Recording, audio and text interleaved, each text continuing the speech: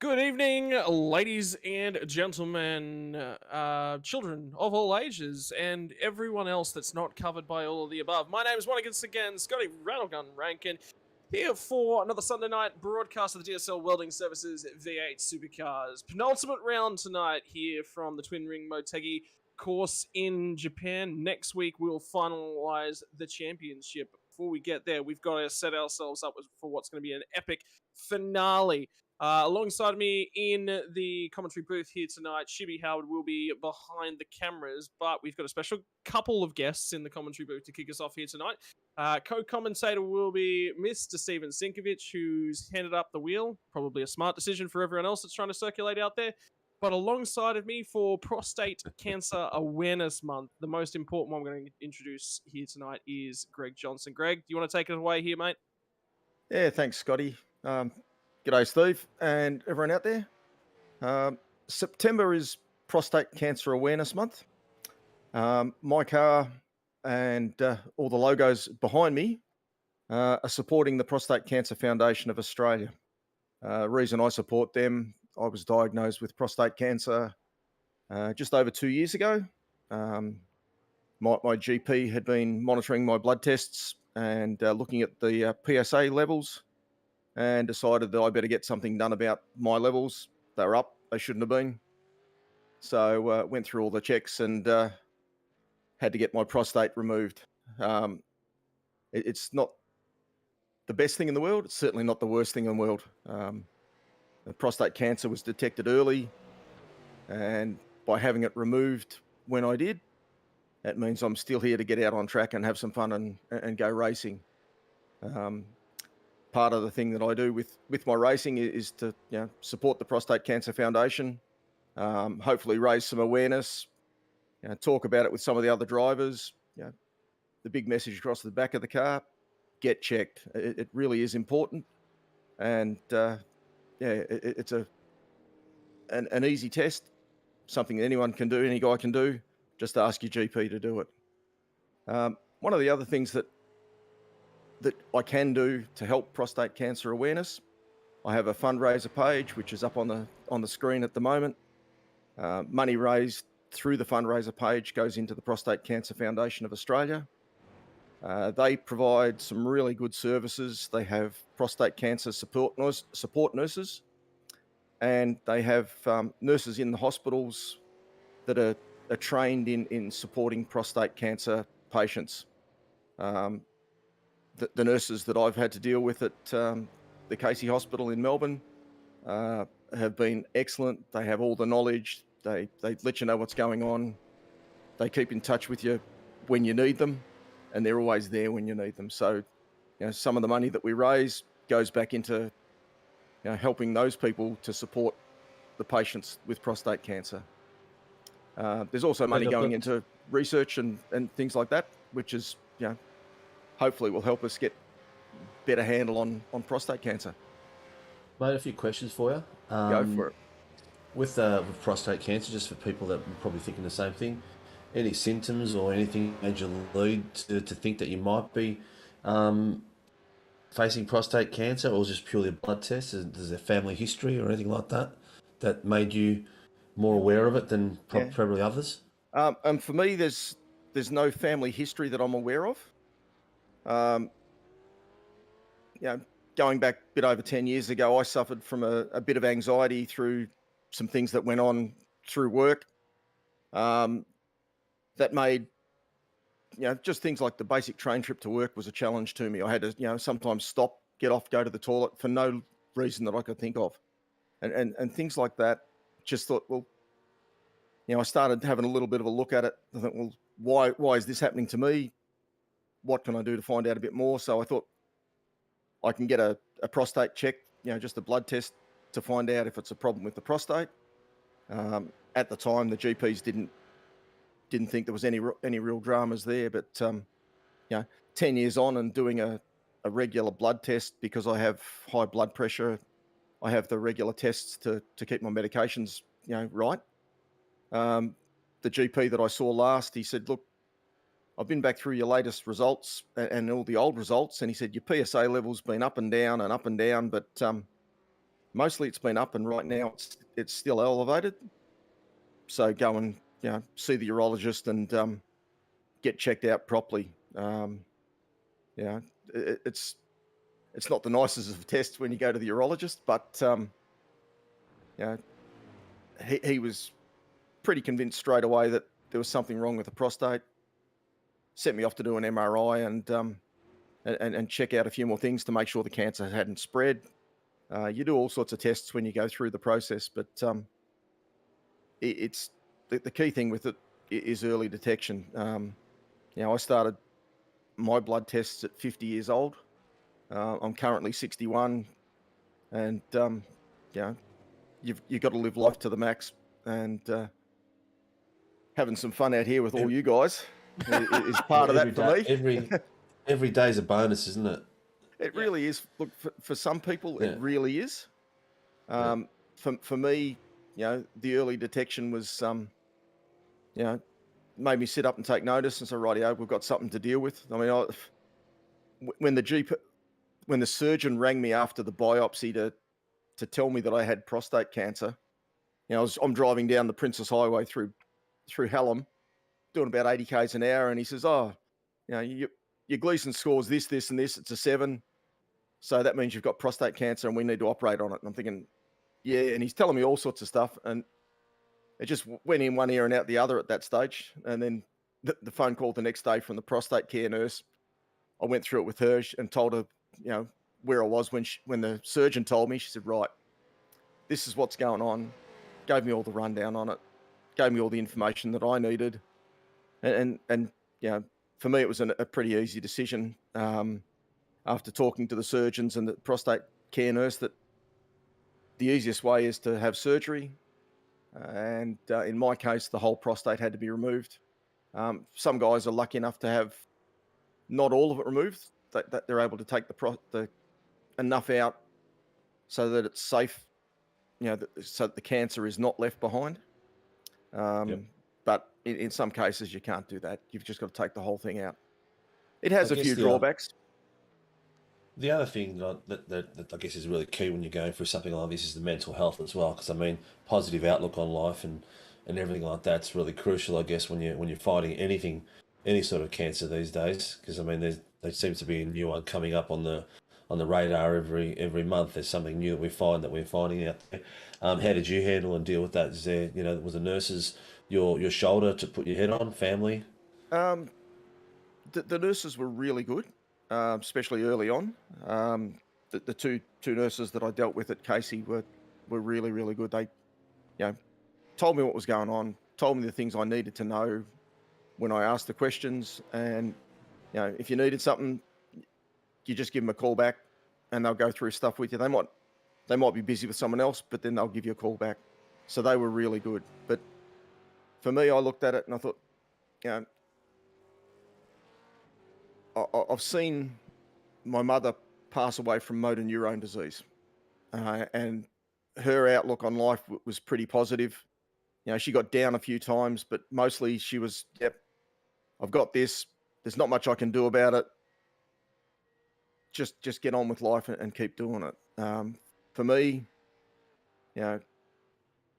we were 6 months into the first of the COVID lockdowns when I got diagnosed. So I'm on my own at home, and actually doing all the racing, and then changing the livery of my cars to the prostate cancer color schemes was a really positive thing, because I felt that I was understanding what was going on. I joined the support groups as well, and they're scattered around the countryside. There's a support group locally for me in Dandenong. And that's all people that have been through prostate cancer, and they have guest speakers come in, and always someone there that can, that's in the same situation or a similar situation, and the same thing on Cancer Facebook. Foundation. Yep. Do they have links to these support groups? They do. The Prostate Cancer Foundation of Australia website, and you can search for the support groups on Facebook as well. There's a Facebook page which is really, really good.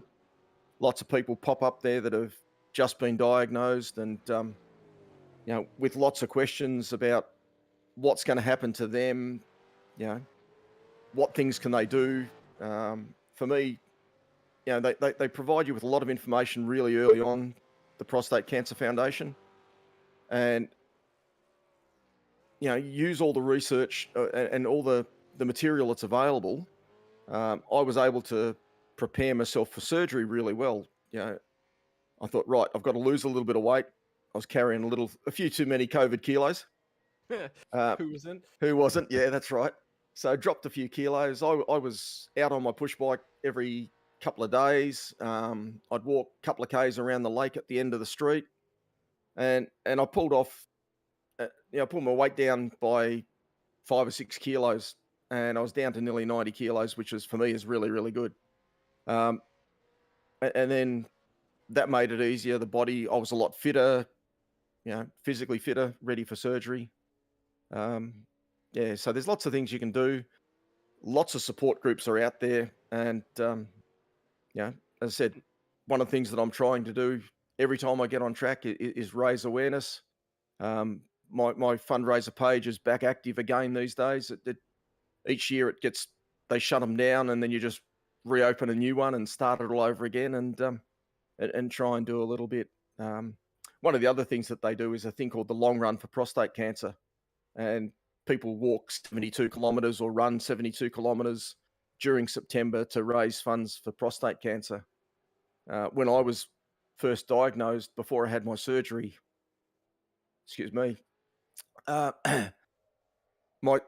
all of my children and a lot of their friends set up a team and all jumped in and did the long run for prostate cancer and raised some money for that. And one of my daughter's friends who joined the team, a really lovely young lady, and was really keen to do that. She's also at Monash University and studying, and her field of study is prostate cancer research. So it was really good that that she jumped on and helped raise some funds, and doing that as part of my team, which was really, really good at the time. And it's obviously, it's not easy getting into these sorts of things, but it's the next steps, and this is something that that sort of affected my family quite heavily as well. It's something that I'll have to go through as I move through into my middle years as well. But guys, it is that simple. Start with a blood test, look at family history, talk to your GP. If you're concerned in any way, shape, or form, talk to your GP. If you want more information, talk to your GP. That's your first steps. That's it. All right, guys. All right, Well, mate. you know what? Buzz on with the Before you call. go, everyone, get on there and donate. Get on there. I'm on there right now. It's easy to do. There's a couple of things you fill in. Be a mate, be a friend, support Greg and his endeavours. He's an absolute inspiration of a gentleman. He's an awesome bloke to be around. So let's help everyone else that's gone through the same thing as well. Thanks, Steve. Donations are tax deductible, so that's always a bonus as well come tax time. All right. Thank you fellas. very much. Thanks for your time, Greg, and thanks Good luck for having tonight, mate. Don't do too well, mate, because I don't want you above me on the ladder at the end of the day. Thanks. It won't be too hard. all bonus points tonight. You've got a rear of grid penalty, which you're not going to serve tonight, which means you have to serve that next week now. Well, I started the rear of the grid anyway, don't I? Well, I think I am now because I haven't done a single lap in qualifying. We've been chatting here. So, look, thanks for your time, fellas. Thanks, mate. All right, It's mate. been You're a a legend. pleasure. All right. Take care. Crack on, Catch and up. I'll see you on the enduro course next weekend. You think? On the We'll talk. We'll talk further after the stream. we'll have a chat. Yeah. You're coming. I thought you were coming in endurance racing with us yet again. That's where I thought we were going with this. But anyway, all right, we'll chat. We'll chat I don't mind doing that. We had the prostate cancer Mercedes out for the endurance rounds for Mr. Leake and myself the other week, so that was really good. That's what I was talking. Yeah, that stuff. So, all right, Yep. Thank you very much for your time, mate, and crack Thanks, on, fellas. and best of luck tonight. Cheers.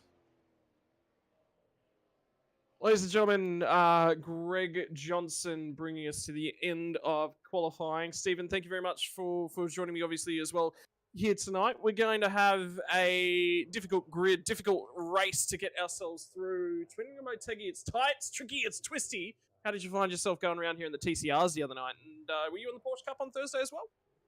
Yeah, no, I missed out the Porsche Cup because I had to fill in and do some hosting. So I missed out on that, but this course is pretty tough. But I don't mind it. I like the fact that we've got some different tracks this season. It keeps you on your toes. It hopefully you get some of these top guys that haven't practiced as much, and it brings the field a bit closer. Yeah, I mean, that's it. It's tough, it's technical, it's tricky, and for a V8 supercar, it is incredibly difficult. And again, the Fishy Motorsports cars are going to jump out to the early running lead. We'll have Jamie Dyke and David Coleman. I'm sure we'll be talking to them about their exploits in the Bathurst 1000 at round's end here tonight. They will be very worn out, so you may see the irregular mistake creep in for those guys. But for now, they will take over the top end of qualifying. A lot easier to put a qualifying lap together than it is to put an hour and 20 minutes endurance race at the end of what is the premier endurance round in the Australian calendar. And that is probably the most important thing that we need to talk about is, multiple different drivers right up and down the grid taking part in multiple different arrays of endurance events this weekend for the Bathurst 1000. And they are going to be worn out, and then they're faced here with what can only be described as difficult, tricky, near impossible, some would say, as we're actually watching on screen Brad Wall finish his qualifying run and take to the grass. Yeah, that is done.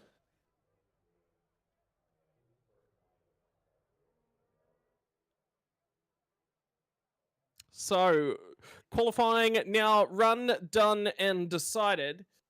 And we will be moving on to our race. One and That's only. an hour and 20 minutes. Yep, one and only. So it's not going to be any of this reverse grid shenanigans. It's not going to be any of this reverting themselves back to pit lane, resetting and going again. So you got to get the first one right. Does that change the approach on the run down to turn one, Steve? I think it will. I think definitely will. There'll be a bit more caution in the wind. You'll get the experienced drivers who'll know their plan. They're going to go out wide or whatever they're going to plan to do today. But also you got these guys at the front, Dykey and Coleman, who've done the enduro today. They're going to be really cautious, really tired. It's going to be real interesting. Yeah, it's not going to be simple in the slightest. Well, the grid will start to form themselves up, and the Fishy Motorsports guys we were just talking about will headline the top end of the table. Jamie Dyke and David Coleman off alongside of each other, and that has put a nice little headline on a season worth of improvement for David Coleman, really hitting his strides late in the season. Alan Dawson and Bruce Tannick will round off your row number 2, followed by Sam Noble, and the return of Michael Quash to the front end of the Super 2 runners. Daniel Clutterbuck and Stefan Lawrence behind them. Quash and Clutterbuck in the 2 TMX Global Racing entries off of 6 and 7. Harry Dodds will make his return to the Sim Racing World V8 Supercars off alongside Paul Gerland. Dodds' sim rig only just getting repaired in time so that he can rejoin the calendar at the tail end here. David Blake and Petar Pavlovich are going to round out your first row of spreadsheets, grid sheets. Andrew Cow and Matty Keane are going to be off row 13 and 14. Mal Powell, Chris Miller off of 15 and 16. Ty Delaney, Brad Wall, Dean Sinkovich and Greg Leake. Callan Hodgkinson, Brett Taylor, Michael Locke off alongside your pace car driver and Greg Barber.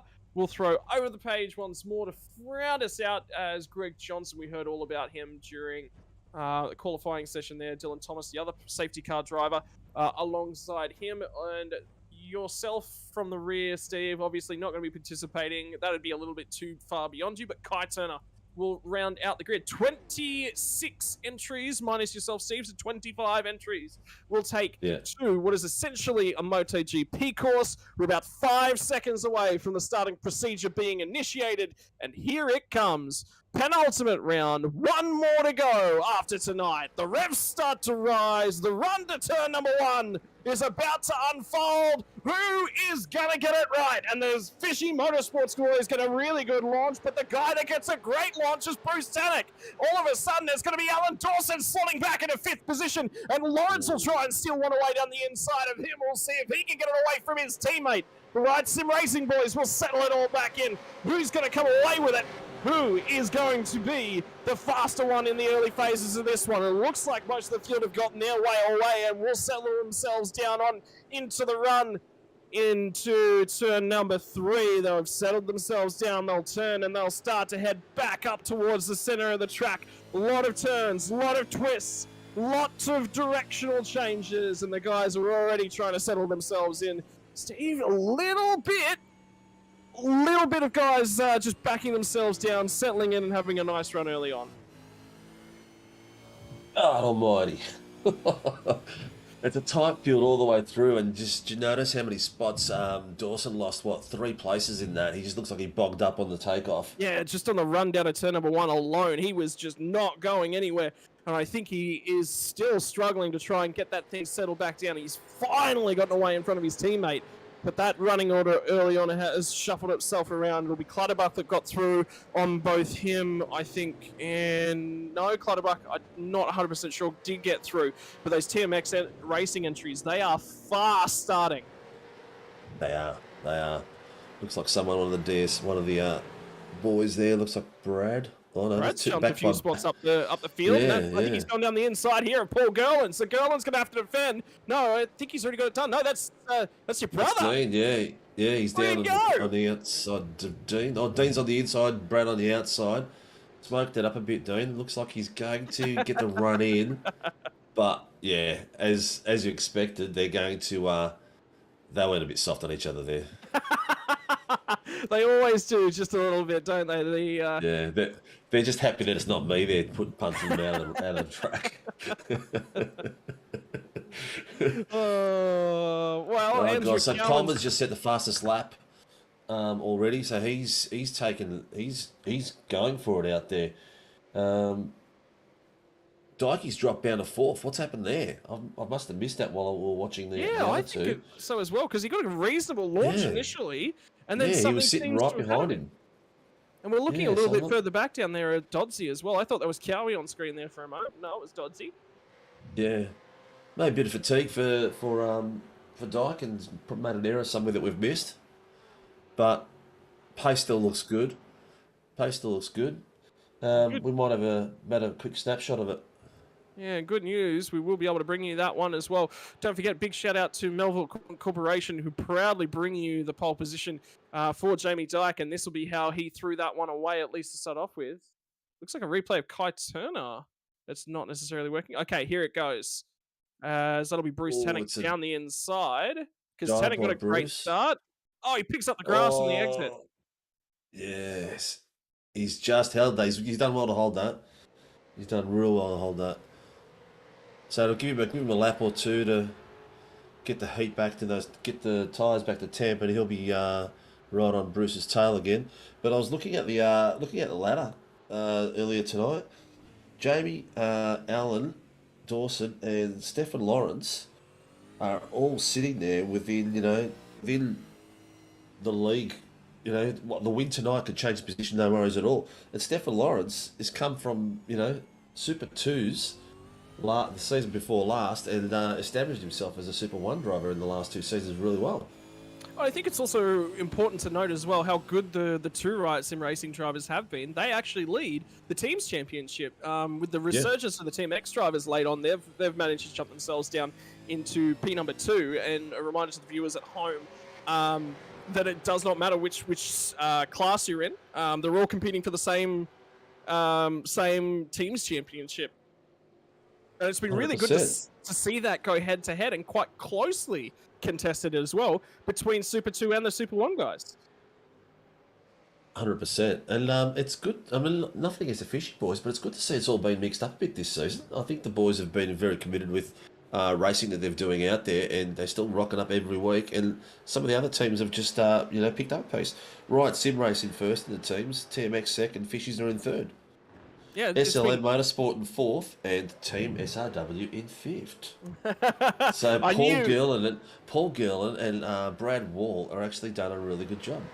I knew you would want to get all the way down to P5. I knew you wouldn't want to leave it off at some of the higher running places. You'd want to run a little bit further back down there. But checking out the racing, continuing on, Michael Quash continuing to lead the way, and his teammate Daniel Clutterbuck in behind him, and I get the feeling that's Dodsey just in front of these guys is. So reasonable start there from Harry Dodds. He's picked himself up 2 spots on the opening lap. Quash will have dropped 2 spots on the opening lap, and Quash is actually going to get a little bit aggressive here with Dodsey as well. So, Nice. well, welcome back, Dodsey, to Sim Racing World. And Michael Quash might be sitting there and thinking, could you have waited another week? Possibly. And it wasn't his rig, it was his PC that died on him. PC, that one, yeah. Yeah, it was a PC that died on him. I'm just looking at the Super 2s ladders. Matthew Keane, who's not available tonight, and he's going to miss next week. He's actually leading the series at 788 points. This is Cowie's opportunity to get up there and have a good crack at winning the Super 2s. So he's sitting in second place, 60 points behind Matty Keane, and with a great opportunity. But behind him is Michael Quash and Peter Pavlovich, both sitting on 698. So it's a tough fight up the front of the Super 2s as well. So it's going to be interesting. These next 2 rounds are going to be pivotal to the championship. Now, my eyes deceive me a few rounds ago, the Century Motorsports cars? We were talking about the KFC liveried cars that were running around there. It almost looked like, when we throw back to Barcelona, it was Barcelona actually, it wasn't the V8 Supercars, I noticed that you appeared to drive a fair bit faster when there was a KFC car parked right in front of you. Confirm or deny? I did hear that as I watched the stream back, as I watch all the streams. And look, mate, there's nothing wrong with being finger licking good, and it got my focus. Let's just put it that way. So for next season, we are going to get a carrot and we're going to dangle it out the front of Stephen's car, and who knows, he might have a chance at a championship next season. I'm going to see if I can get KFC to sponsor the league, and I'll put KFC on my bonnet, and that's it. That'd be a good way of getting forward. Alternatively, if you put it on the rear bumper, some other people might be interested in pushing you around the track a little bit faster. Yeah, I don't like the thought of that and the caption of finger licking good at the same time. Oh, welcome to your Sunday night home of V8 Supercars action and a comedy show, apparently, from the commentary booth. Super 1, Super 2, 7.5 minutes underway already into our 1 hour and 20-minute long grind fest here tonight from Twin Ring Motegi. We've absolutely found the best opportunities to go racing in Japan. But just about utilised all of them up. I think the only track left over is actually, and now it's gone from my head. It's the one where they go drift racing at. I know that. I can see the track. I love driving around the track layout, and it's gone. But there's only one Japanese circuit on iRacing that we haven't visited so far this season. Yeah, we've done our rounds. We try to keep it a spread. Yeah, Tsukuba, that's it. Look, we've got stay tuned next season. All Aussie Fest. So we try to get a theme to all our racing, and next season 4 is 2 times round eyes. We'll get everyone who's been complaining about where's Bathurst and where's Winton and where's Sandown. Well, you know what? You're going to get a chance to drive them all, Phillip Island, all next season. That's what I was going to say. The last time that we went supercar racing in Australia, there was, only 3 tracks? Oran Park, Bathurst and Phillip Island. 2 more have been added to the complement. We haven't been back in a long time, so great opportunity to return to our sunny shores. And indeed, Pukekohe going to be joining the roster in the coming year. Probably a good year out from potentially seeing that one on the platform. Let's talk a little bit about how the race is unfolding up front at this point in time, because it has been the continuing to grow, the continuing to improve. David Coleman that's grabbed his opportunity by the horns here tonight, and he is 3.5 seconds up the road. And this is a David Coleman that we've seen drive through the field a couple times this time, Stephen. The confidence here, he's going from strength to strength.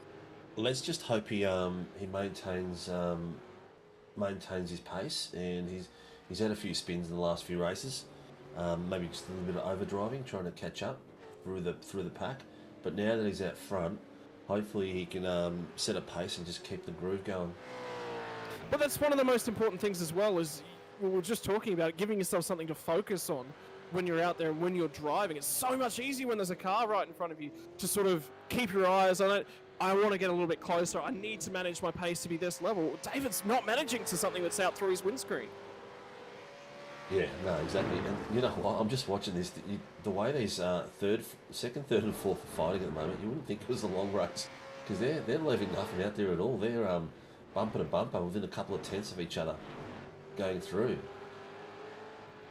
Might be a little bit of tire, a little bit of fuel conservation, and big shout out to the fishy guys who they're always watching us. Jamie Dyke, if you're listening, give us a flash of the old lights. I know you'll be listening. I'm expecting that flash anytime in about 5, 4, 3.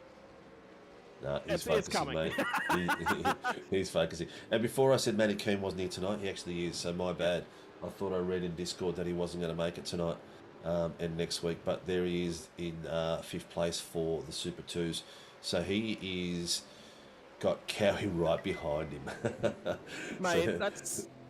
And yeah. they're really good at fighting on track, these two as well. You haven't Yeah. had the opportunity to visit us up here in the commentary booth a whole bunch this season, but if you're looking for a battle to watch out on track, Cowie and Keeney has been banging. It's been freaking amazing to be blunt. Mine goes back to Fuji where they raced each other real hard whilst Keeney was actually saving a fair bit of fuel. But moving back up to looking out the front, and it's the front of Super 2 we'll be visiting at the moment. It's Michael Bosch and Daniel Clutterbuck continue to sort of hunt each other down, and just up in front of these guys is still, I believe, Harry Dodds and Stephen Lawrence and Alan Dawson. So there was sort of a little bit of a pack starting to form between these guys, and that's what you're seeing out. The shiny forward windscreen of Daniel Clutterbuck. I'll tell you what, he got right out of those curves then. Car round! Who was that? That is Harry Dodds! Oh, he's all I could see was a smoke, and it was poof, just disappeared. I'll tell you Well, what, he's back out there. we're gonna depending replay, on how I'm much sure. damage he is on in that. a moment. This looks exactly like what I was just talking about, right out on the right-hand side. He's probably going to pick up a little bit of grass. No, over-rotates it. Yeah. That's just Harry not being behind the wheel for a while, I reckon. Oh, yeah, Coming there's in going a to be some little damage there. Underdone. Yep, so he'll have to settle himself down. Luckily, it's a tyre barrier, and the way that iRacing deals with all these barriers around the track, tyre barriers are the ones that you want to find yourself in. Yeah, 100%. Oh, David Blake just had a big old wiggle in front of him. I think that was an early downshift and a compression lock from David Blake. So Dodsey has now got a mission, including his teammate to get through, and down the inside now David Blake looking to set up Andrew Cowan. He might be an average sim racer, but how's the defense from the 091 machine? Oh, sorry, the 991 of Andrew Cowan, who will look to cover. He does not want another attack from David Blake down here. He wants to settle in, and he wants to get after Matty Keane here. He's Cowie's most improved for the year, I think. He's just especially the second part of the season, mate. He's just been on fire. Oh, I tell you what, Dodson just made contact with the rear bumper there of David Blake. Carrying a lot more momentum up the hill there. He's held it. And across the start-finish line to complete another lap. Doddsy wants to get by here. He wants to get on with this, but he's a little hampered in a straight line at the moment, so he's got to build some momentum through the corners. Oh, it's tight, man. I'm actually glad I'm not racing tonight, to be honest. When you got the call up to the commentary booth, it was just like a yes! It wasn't really. He's got to let those tyres settle. He's pushing it too hard. He needs another lap. Just get those tyres to settle before he starts pushing again. Maybe just back off a bit from these guys and then regroup. Because if he keeps going like that, he's just going to up in the wall again. Yeah, and I can tell you one thing, he has not settled down. It's continued on after you guys have moved away from watching him. He has continued to have problems. Brad Wall is now going to line up, get down the inside, and bang doors with Mal Powell. And just having a quick look through Discord, I think, no, Brad Wall's not in there tonight talking to Mal. But he's Mal, not. they were socialising a little bit earlier on. Yeah, Mel's a new guy to the league, a real top bloke, and he's in the open chat room. And I'm looking at that open chat room. He's leading the little battle that we have in there. He's leading that at the moment. But all the boys are really close back there. It's a good little battle. I'm loving it. It's awesome as well because they sit there, they talk about it, you know, oh, I'm doing this a little bit different, I'm doing that a little bit different, how are you getting through here? And then it's all, oh, come on, keep up. The banter back and forth in there is fantastic. If you guys, mind you, are looking for a way to get involved in sim racing, it's not so much racing, it's more like bantering. It's basically a podcast and driving. Shippy, we need to get that going on a Monday night. Podcasting and driving, not podcasting commentary. Mind you, how is it actually being a perfect opportunity? You're in charge of a lot of us here, Steve. Yeah. Do we keep you up at night? Yeah, just a little, just a little, just a little. Just there's a few on occasions I'll just hear this ding ding ding ding ding ding, and I'll be like, oh, was that Scotty and Nathan tonight? Never leave us alone for more than 5 minutes at a time. We are not. It's all good. Ever. It's all good. I mean, I wouldn't do it if I didn't love it, and you know, it's not like nice like tonight when you speak to Greg and to the people that you sort of grown to know in this community. I mean, we don't really know each other's faces, but we're talking to each other probably more than what we're talking to my best mates. Well, you know, we're in there 2-3 times a week, and you're always in each other's ear, and you're having a chat, having a yarn. And you know, it's not just racing; it's actually good damn therapy. Oh, it is. So yeah. sack your therapist and join SRW and get into our open chat room. The upfront cost is a little bit more expensive than the therapist, but trust me, you'll be earning it back in no time. Now, this is the resurgence of Harry Dodds, who is now once again crawling all over David Blake to the inside, down into the hard hairpin, and he will get the nose up there. He'll look to get the job done, and will come out the other side with it. So Dodds has ticked another box off. Well done. So he's got that one all done and all settled down. So he's managed to get up there. Next conquest will be Andrew Cowan. And hasn't the battles between teammates been fantastic? Flick it right. Yeah, I don't think Cowie's going to let him past. Again. Cowie's on a mission, mate. He's on a mission at the moment. He's sitting who's he behind at the moment? He's sitting behind Matty Keane. He needs to beat Matty Keane and hope that Matty Keane doesn't finish, so that he can get himself in contention for the title. So if anything, Doddsy should be taken off the team and run some interference or get close. Well, I was going to say maybe sending Dodds out there to go on the assault mission might not be the worst thing. Yeah. It'd be interesting to see what sort of tactics they came out with. Or whether they would be tactics. Well, I reckon they probably would. I reckon they would be. They're pretty well organised, those boys. Tyson's got them cracking them up like with a whip, and Dodsy's a team player too. So he's a nice chap. He'd probably come in there and maybe brake check someone for him. Doddsy, if you're listening, don't do that. No. Yes, do not do that. Do not do that. Do not do Mind that. you, chat's just had the opportunity to jump on in there and say they want to get us some on the inside with Paulie Gillen. Well, bugger off, it's time to get Greg Johnson on the screen for a little bit. Don't worry, Gillen fan club. We're watching him very closely. We want Brad and him to kick some ass, and Paul's sitting in 3rd place for Super 2s at the moment on the hunt behind Clutterbuck. So he's having a really good drive. Pavlovich behind him, and Pavlovich is he's not the best guy to have behind you. He's a hunter. He keeps just tapping his nose in there and just pushing his way around and just letting you know you're there. He's not very cleanly, mind you, but he's always just there, just letting you know that he's there, letting him put the pressure on until you make a mistake and let him through. He likes showing you what his front bumper looks like when it gets shoved down the inside at every apex, that's for sure. Yeah. Oh, yeah. And it's good to see that Paul's livery's working tonight. Fantastic job. He's got the... Andrew Cowan's gone for an adventure to the infield at this point in time, and he will escape without any contact. But we're going to need to throw that back to the DSL Welding Services replay, because this is going to be a moment, and it continues on. That's the first part of the moment. It's got to be a shift. Yeah. Oh, he's held it though. Pivot.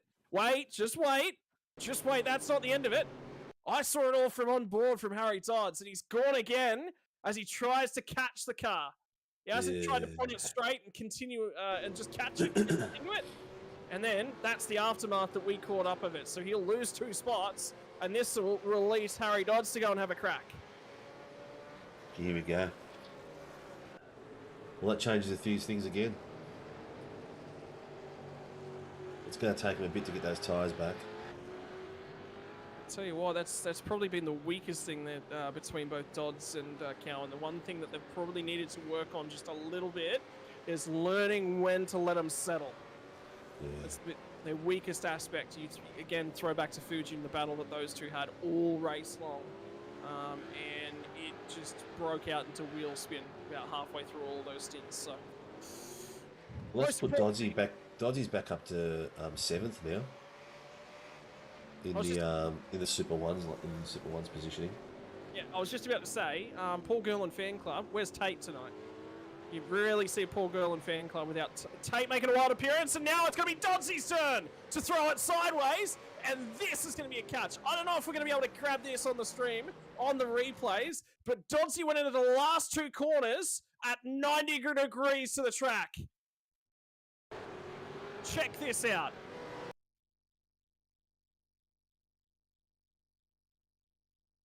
And how about this with some car control? Because not only is he not going to lose any time, he's going to make it look natural. No, there was nothing wrong there. It's all intentional. He actually piped up and said something on stream, but I missed what he said. Didn't know I was a drifter. Yeah, something like that, yeah. Good job. That was well held. Well held. Quick on the handiwork from Harry Dodds. Stefan Lawrence, and I think that is Daniel Clutterbuck. No, that's going to be Michael Quash in behind him. I think Lawrence got clear of Quash in the early stages. The 2 TMX cars have settled it down. They're happy to run single file and just sort of run right in there behind the rear bumper of Stefan Lawrence. 2 cars that you see on track not actually competing with each other. Your leader of Super 1 in the background, and Stefan Lawrence, leader of Super 2 is Michael Quash in the background, that lovely multicolored TMX livery, and Stefan Lawrence in Super 1. I've got an update for you because Harry Dodds has now just fired down the inside of Matty Keane, and they will rub paint on the corner exit. Harry Dodds is going to save it, cuts across the track, teammate avoids it, and Dodds in the barriers. Oh, that's not a... whoever was coming up that line is not going to be happy about Harry flying in front of him like that. Get the feeling it might have been Brad Wall. Yeah, whoever it is isn't going to be happy. But that looked like my driving. Was it you that was in the barrier there the other night? Yeah, I was stuck. Oh yes, straight into pit lane actually from Harry Dodds as well. So he will fire it into pit lane. He had no bonnet. He had nothing left. It was probably lucky it happened where it happened, so we could get in. How about this though from Dave Coleman? 7 seconds over Bruce Tannock. Bruce Tannock is no slouch. You reckon it's because Bruce has just got these guys breathing down his neck? Well, they're not close enough to really put enough pressure on him, but they would have been in the opening laps. At this point, they should be working together to catch him. There's no way Jamie Dykes can be letting them work together to catch him. Yeah. Dykes will be his wingman tonight, you reckon? Yeah, Dykes will be having to go wherever he can, but remember, this is an ailing, a tiring Jamie Dykes. Dykes, are you the wingman? Flash your lights, mate. You the wingman tonight? What's going on? You listening to the broadcast tonight? Flash your lights for yes, flash your lights for no. Come on, bus driver. Give me a honk.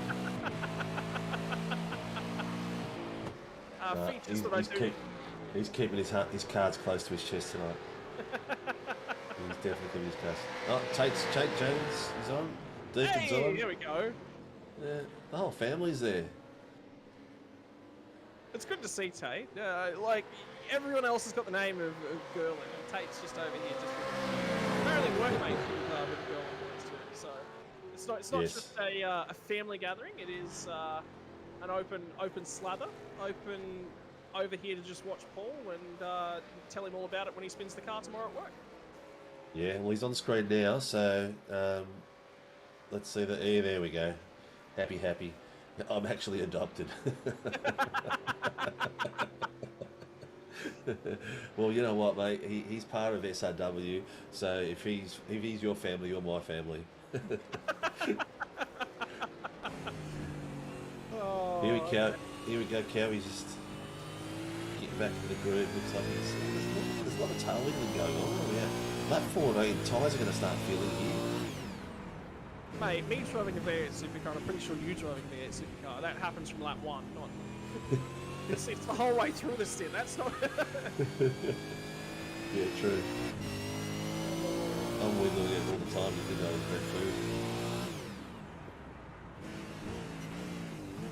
Anyway, we'll see if they can settle it back down and Cowie can get back up. Yeah.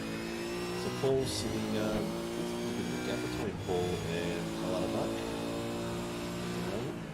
Dikey, oh, what happened? Noble and Tanek have swapped positions. There must have been a pass somewhere. There's like 0.7 of a second between Tanek and Noble at the moment.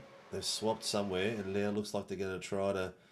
Looks like Bruce is trying to get it back, but Jamie's got his nose in there as well. Oh, he's had a bit of a lock-up. Yeah, he's locked it up. Jamie nearly got through there as well. Bruce might now be the guy that's failing in the tyre wear department. Jamie Dyke says this was a great opportunity to just try and fire it down. And hang on, I just heard Andrew Cowan apologising on the comms. So something is going on between him and David Blake, who are racing quite aggressively. First pit stops of the night. What are we? We are now 26 minutes into this race. A guaranteed two-stopper here. There is no way you get home. And the DSL Welding Services replay, deep from Cowan. Very deep. Well, that nearly looked like the fastest parking. Oh, there was a video just come out the other day. Guinness Book of World Records fastest reverse park attempt. And that was that could have been a lot worse. Yep. That was Cowie was lucky. That could have been a lot worse. That could have been like me taking you out at in the radicals. It still hurts, and it was 5 weeks ago. See, you don't understand. It hurts me more. Why? Because it was an SRW vehicle that could have been on a podium. Hey, I've still got it on the championship podium, all right? So you pipe down. Anyway, Jamie Dyke now is out on fresh tyres now, attempting to circulate, attempting to bring those tyres up. He's come out pretty far down the grid, hasn't he? Yep. That just shows you how tight the grid is. He's come out behind Brad Wall. Yeah, and I think he slotted in between Brad Wall and Mal Powell. Yeah, he has. He slotted in between them two, and there's a second between them. So he's got a bit of back mud. Oh, look, he'll cruise through there. He'll just save his tyres, not try to overheat them in the early stages. He's pretty smart with his tyre work. Well, that's what I was going to say. Like, and he's already slotted straight through and grabbed another spot directly from Mal, and immediately jumping on to say how appreciative he is of that. David Blake will dive down the inside, and this will be a fight back from Matty Keith. The defence work's been awesome from him. Harry Dodds called race control. Dodds, which will be on the current lap. Where's Doddsy going? What's going on there? Don't know. Oh, he's upside down. Oh. There is a car parked on his roof. Yeah, he's requested a tow. Safety car is out, guys. Wow, Jamie Dyke is now going to be really disappointed because he's just pit. Although he is going to come out with the race lead. Anyone that's cycled through pit lane, provided they stay on the lead lap, will be okay. And Andrew Cowan has just barely dropped off the lead lap, and that is a huge moment for Harry Dodds. What's he done? Is he missed his brake point or something? Oh, he's come out of the pits. So he's just grabbed a little bit of curb, a little bit of grass. This is where he dropped it before. Runs he just wide. geared up and tried to hold it. He is destroyed that, yeah. That's just an unfortunate contact with the wall. It's just unloaded the car at the exact worst possible moment. Yes, the safety car should be coming out. I did hear the RC call the safety car. Here he is. There it is. The promo department safety car is there. Don't mind Shibby. He's just going to be over here being quite OCD about setting this one up. Well, that is going to be us moving into a safety car. And you know what that's going to do? That is going to trigger an immediate pit lane drive-through for just about everyone. Update from Andrew Cowan. His internet has dropped out. Yeah, I did see he had a packet loss, but I didn't think he dropped out of the race. He's dropped out of the server. No, he's back. He's back. He's just reconnected to the server. Yep, yep, he's just reconnected. Oh, there's that many cars in the pits that at the moment. There's that many cars in the pits at the moment that they're overlapping each other and parking with inside each other. Hang on, is this a race leader, Brad Wall? Please tell me this is race leader Brad Wall. No. Oh, it's Dave, rather deep. the system still says Coleman's at the front, but it hasn't. It's all catching up at the moment because there's guys going through the pits like crazy. Steve, I won't say this because I want you to say it, because I want to hear how much it hurts you to say it, but our new race leader is...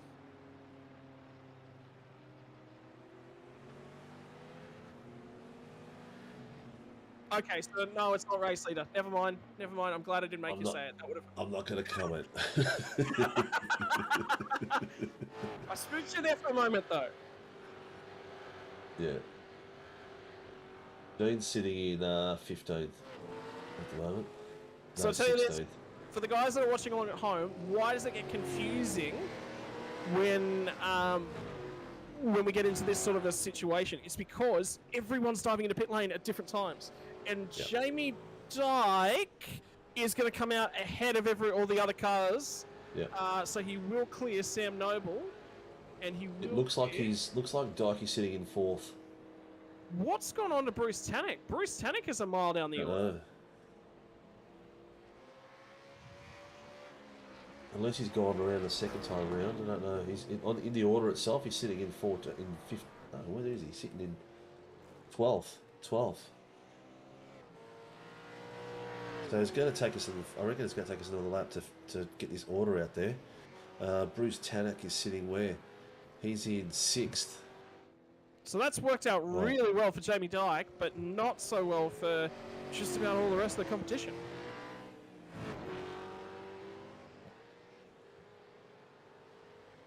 Remind me to fix that promo department safety car thing for you, Nate.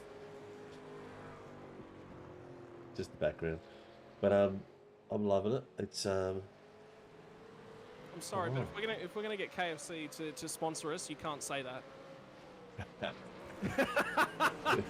We can't be using marketing slogans from other companies. Look, while we're here, we've got a bit of. We're trying to get this sorted out. Give the sponsors a bit of a spruik, will you?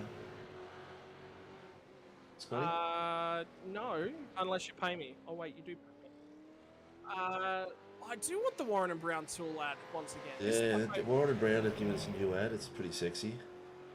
No, it's not just sexy, mate. This is one of the best ads I've ever seen because it's so geared for sim racing. Like, this is perfect. Yeah. Look at that ad! Warren and Brown, tools built with precision. If you're looking for some they're tools... over 100 years old, this company. Been around doing torque wrenches for a long time. You probably go to your grandfather's tool kits and you'll find them in there, still working, still functioning.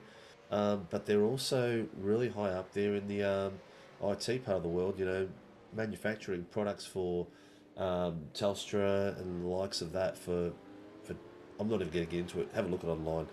It's beyond me, but it's pretty awesome what they do. And they've jumped on board for from season 4. We've got Toyo Sim that are jumping on for season 4, which are on here as well. And we've got one more which we can't announce at the moment because they're going for a rebrand. And that's going to be pretty cool. Announce that for season 4. So there's some exciting stuff happening. Looks like the guys are starting to settle down. Coleman Keynes in 2nd place. Jamie Dyke in 3rd. Sam Noble 4th. Alan Dawson 5th. Stefan Lawrence 6th. Michael Quash 7th. Daniel Clutterbuck. Paul Gerlin in 9th. Peter Pad behind me. Bruce Tannock has dropped all the way down the grid. I don't know what he's done in his pits, but he's done something. And then Brad in 12th. Safety car's coming in now too. Yeah, so we will be going back to green at the conclusion of this lap. And we are approximately halfway around the course. So we've got about half a lap left to go. Safety car will probably get to the hairpin at turn number 10 and fire itself off. So that was the Warren and Brown Tools entry. You've just seen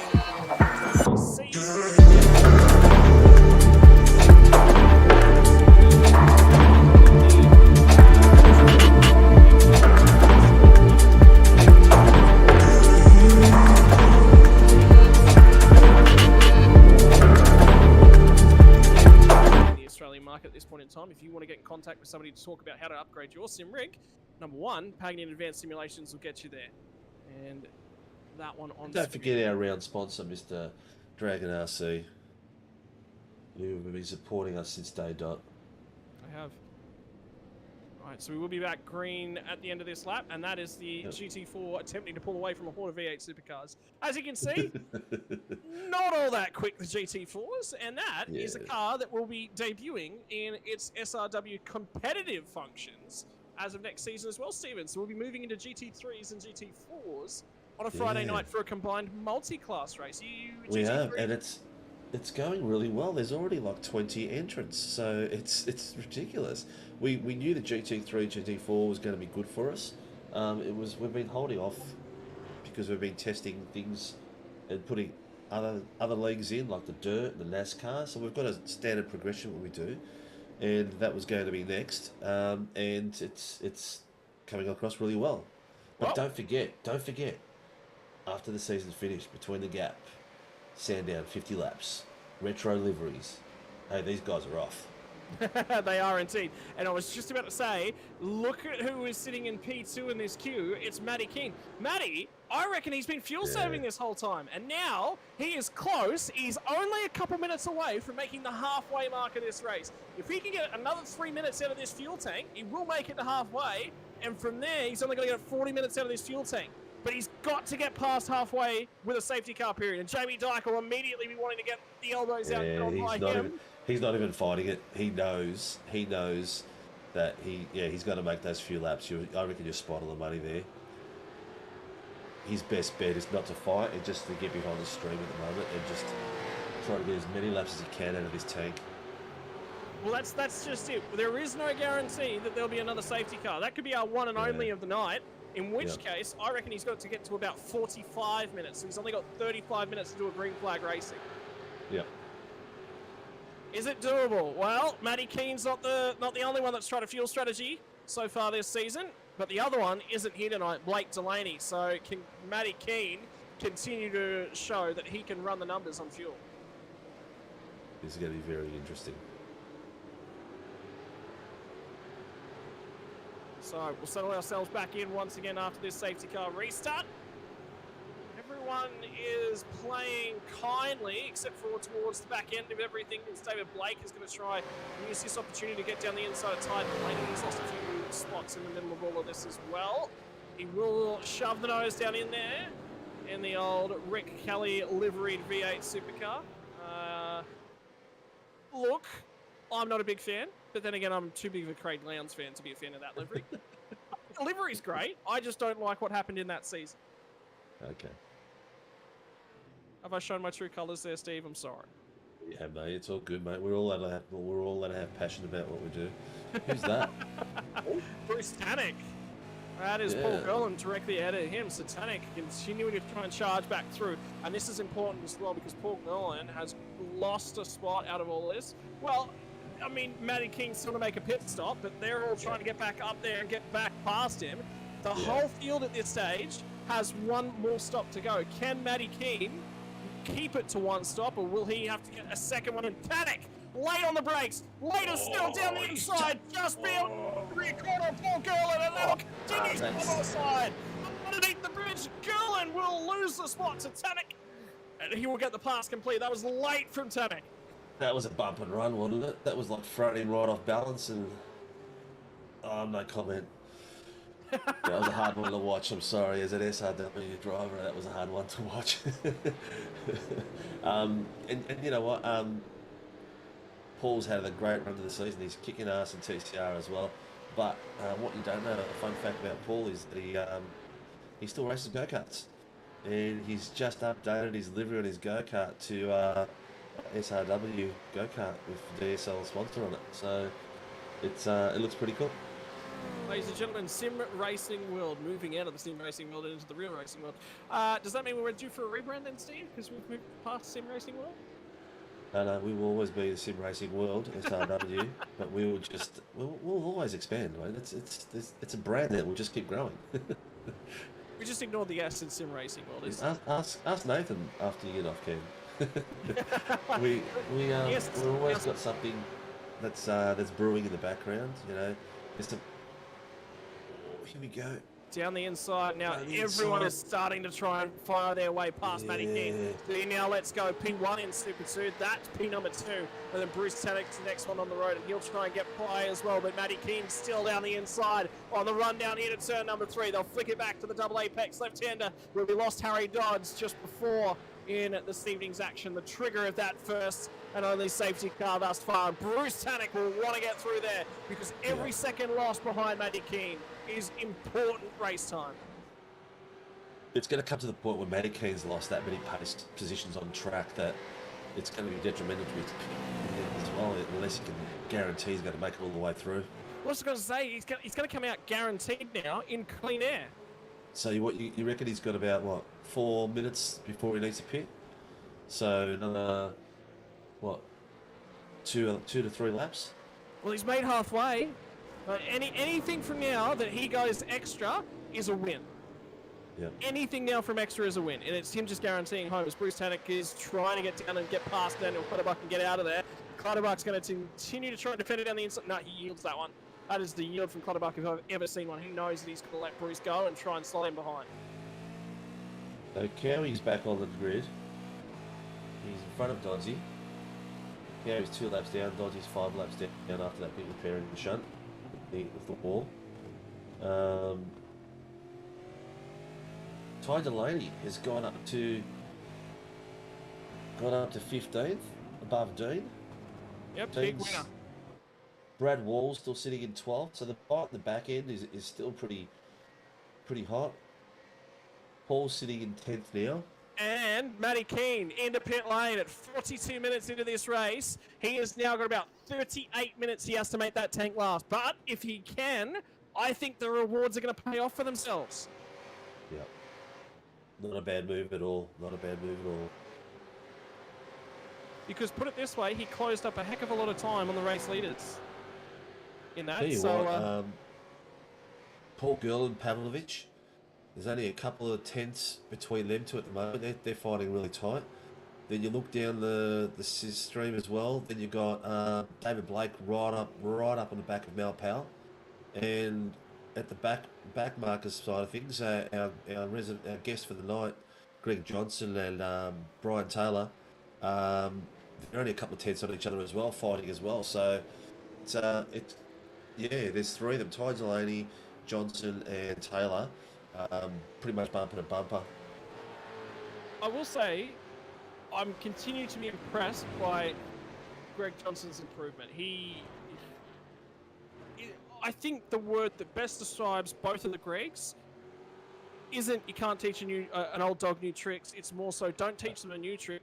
Take an existing trick and just see if you can tweak it a little bit. They're Oh no! Commentator's curse! Yes, yeah. He's held it. He's done well. He's held it. He's done well. He's held that. That could have been a lot worse. You won't be happy that car just ducked in front of him. Yeah. Look, you know they're willing to try anything. Those two. 60 and 65. Oh no. Greg Leake is older than. He's 65. Yes. 65 it is. I'm right. Yep. Yeah. So 60 and 65. So. You know, they're the 2 elderly statesmen of the league. If anyone's familiar with Muppet Show, look it up. There's 2 guys on the veranda that sit there taking the piss out of everyone. Oh, no. Well, that is Greg Leake and Greg Johnson.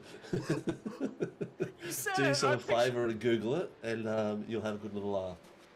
Oh no! Oh, that is absolutely them. Oh, that's uncanny. Yeah. Oh my word, no! Yeah, if I could Google it right now, if I wasn't watching I'd send it to broadcast. Greg Johnson's just now he's pulling his best Harry Dodds impersonation. He's had another wiggle. Yeah. Settle those tyres down. It's the same thing we were telling Dodsy there, Greg. And settle yourself back in. So, wait a minute. So, Cowie's a lap down, 2 laps down, and he's putting pressure on Brad here. Oh, Brad won't like this. Oh, Cowie's smarter. This is fine. Cowie will just be sitting there. Just, yep, this isn't my fight. This is not what I'm out here for. So he will be very much aware of that. Very screwed on. Yeah, but Brad will be watching his nose tuck in, tuck out. Oh, there it is. Yeah. And sometimes it's just you just got to put it out of your mind. There's nothing you can do about it. Exactly. Yeah. So Cowie will come away with the track position, albeit not a position out of that one. Brett Taylor's going to try and fire this one down the inside of Ty Delaney. They'll go side by side. The third Fishy Motorsports car here tonight. Tell you what, he's the driver of the future, isn't he, Ty? Hmm. Yeah, I think he's, what is he, 13 or... Is he only 13? I think he's 13, maybe he must be 14 by now. Someone will tell us on the stream. How old's Ty, guys? I think he's 14 now. You know, he's got the kid that age competing with adults that really don't care how old you are. Treat you with respect like another driver on the track. He's doing really well. I actually want to just back up and highlight some chat messages I've just became aware of from the Curling clan. These are the important ones because A, they add the most, and B, they're just downright hilarious. After we saw that Tate Jones was actually adopted, we're all just supporting the GOAT from Shani Gerlin. Facts. Tate says Paul should change his name to Paul Can Gisbergen. Oh, okay, Paul Van Gisbergen. He did misspell. I like Paul Ken Gisbergen. Yeah. So, and there's a whole bunch more support because we've got extended family now moving out into the daughter-in-law realm. Yeah. Jeez, I hope all you guys have liked and subscribed. That's all I can say. This Gerlin clan, we could. I think if we can get this clan to all subscribe, we can get up to 1,000. They've got to be getting t-shirts, surely. I mean, Paul's got family all the way up the coast, all the way down to Victoria, so surely we can spread the word. Yeah, they'd have to have Gerlin t-shirts, wouldn't they? The important part is, what would you give a nickname to the Paul Gerlin fan club? Oh, you know what do you mean, like when they do the Beckham show, the Beckham fan clubs and all that sort of stuff? Yeah. Oh, that's a good one. You know what? I bet you they'll name themselves before we get a chance to name them. No, you can absolutely be on with that one. Is that Eddie Keane that's just let the leaders go on by? I think it is. So he's now just been lapped. However, the leaders still have a pit stop left to do. Yep. No, that was Michael Locke. That was Michael Locke. Sorry, my apologies. Now Powell is in 12th place. He's doing well. And Brad's in 11th now. So they've slowly gone up the field. Paul's sitting in 8th. Tannock's still in 7th. So Tannock's having a bit of an issue getting back up there. He's just under a second behind Quash. So that traffic is giving him a bit of a headache to get back into the top few. But looks like he's about to make a break. Is he going to... he's not. I thought he was... Down the inside. Is he going to do the same thing he did to Paul? He's going to get a little nudge on. I believe they just barely rubbed, and now he's still got the nose down in there. Bruce Tannock. Quash is going to respect it, give him enough space to get down the inside. Quash just bails out. He's had enough. He does not want to continue that one out and around the outside of Bruce Tannock. He will let him have it, and that is probably the better way to go. And Michael Locke it was that was drifting back through the pack. He is now off the circuit, crawling around, trying to find a gap to rejoin into. That might be a hardware failure. It didn't look like normal. Something went... Yeah, he hasn't got the foot on the gas, like pedals or something. He's like he had no power. Now. He's going again he's got now. Power now. So. Yep. Something went wrong because you can see the lights on his dash just disappeared. And what's he done there? Oh, you know what he's done? He's hit the ignition switch. He's got no power there at all at the moment. Yeah, he's turned the ignition of the car off. So he's had to try and refire the thing. Anyway, it is refired now. That was weird. That, ladies and Well, gentlemen, is why you don't mount an ignition switch for a race car anywhere near the steering wheel. So we've still got Super 2s, Dave Coleman leading, Jamie Dyke by 0.9. So Jamie's worked his way back up there and he's putting pressure on Coleman again. Sam Noble 4 seconds back with pressure from Alan Dawson. He's under, 9/10 behind him.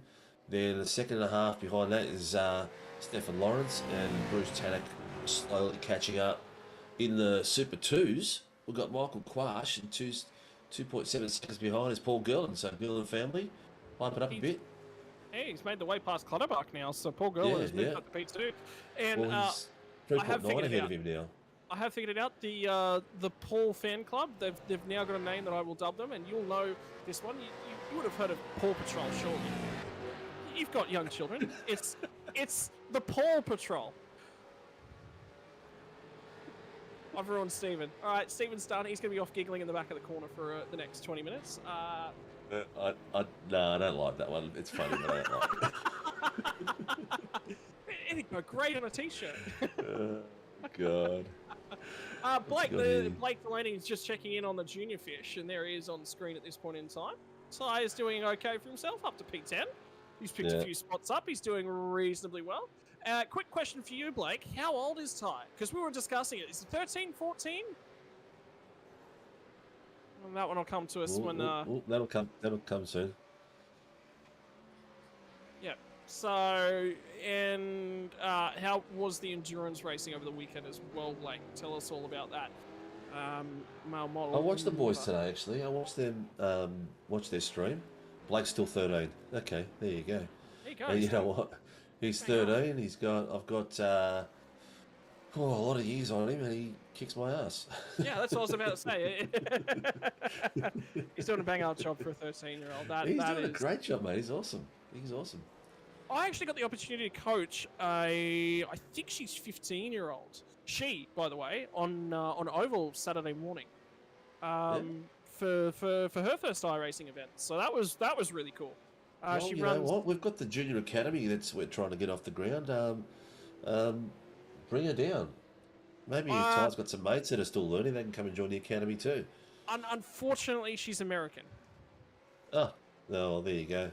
Well, not because she's American. I mean, just the time zone thing. Yeah, I wasn't. Yeah, time zone. The time zone thing.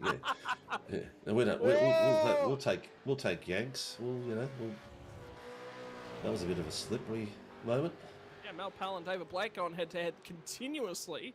They've now dropped 10 seconds off at the road. Powell walked back across the track.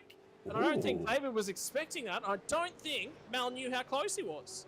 No, I don't think he did, because that's Mel's probably one of the biggest gentlemen out there. Oh, Harry Dodd's disconnected. Yeah, so he's done for that. He didn't rejoin the track after getting back to pit lane, so... Okay. All right. Paw Patrol. It has Charlie stuck. likes it. There you go. Oh, God. Oh, no. We've done it again. Oh. You know, Steve, things that happen in the commentary box, they stick. You do one rattle gun sound. Yeah, I know. Do you notice Do you notice that I'm not trying to do any silly sounds or anything like that? Last thing I need is a stupid nickname like yours. You've already got about 7 of them. You don't need an 8th. Yeah. There you go. Michael Locke's gone off. Oh, what's... I will actually say... There was a sorry Chris. There could have been contact there. That's Ty Delaney. Gets down the inside of him. Nice dive in. I will actually say I had a really good conversation. Oh, there's nothing in that. Yeah, that was unfortunate. Michael Locke, when he first jumped on, was actually struggling to turn laps in anything full stop. Matty Keane has put, I think he said 12 or 18 months, the last sort of 18 months worth of work into him, and he said he's come a long, long way. And there's still a long way left to go for Michael, but the improvement's amazing. And Michael's another one of those personalities. He's so just genuine and fun. You need to jump on the Discord on Tuesday night, Steve, even if you're not running the Dirt Sprint cars, because there's a list of about 10 people that are just chilling in the general chat, just banging out laps in the Dirt Sprint cars, and Michael locks among. Yeah, look, you know, it's our open chat room is just a great atmosphere. Just love it.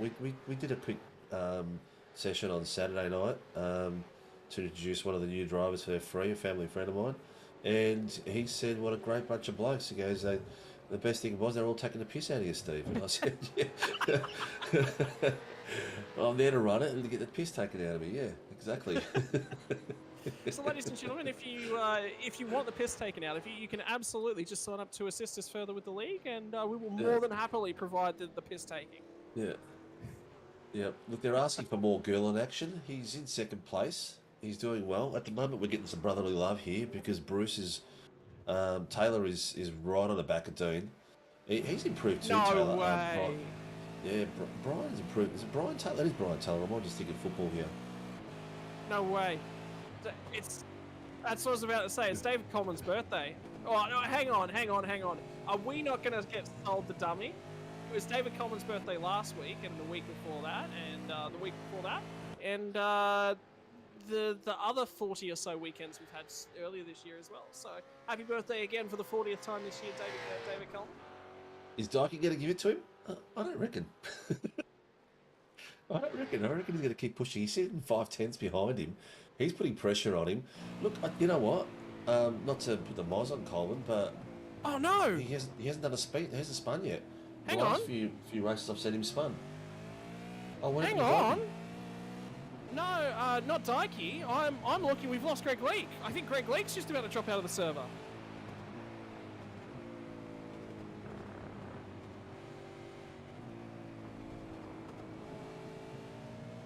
I think he's just completely disappeared from the race. So. No, he's still there. He's still there. I can see him in lap 20. Oh, there he goes. Red lead connection dropped out due to packet loss. Well, hopefully he'll jump back in. He'll be cursing. You'll hear that all the way to YouTube. That one. Now, if Jamie Dyke doesn't get this win over, we know that it's not David Coleman's birthday. But if he does give the win to David Coleman, then we're still not sure. Damn, Leakey. Blake's betting that he will, but I don't know.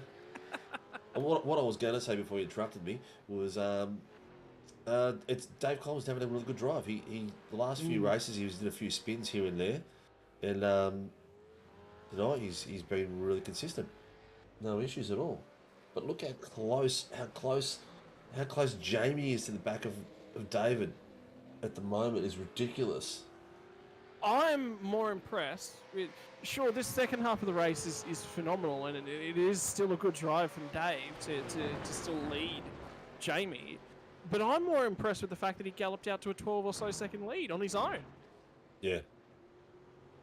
Yeah. No help, no nothing, no teammates sitting there and just watching.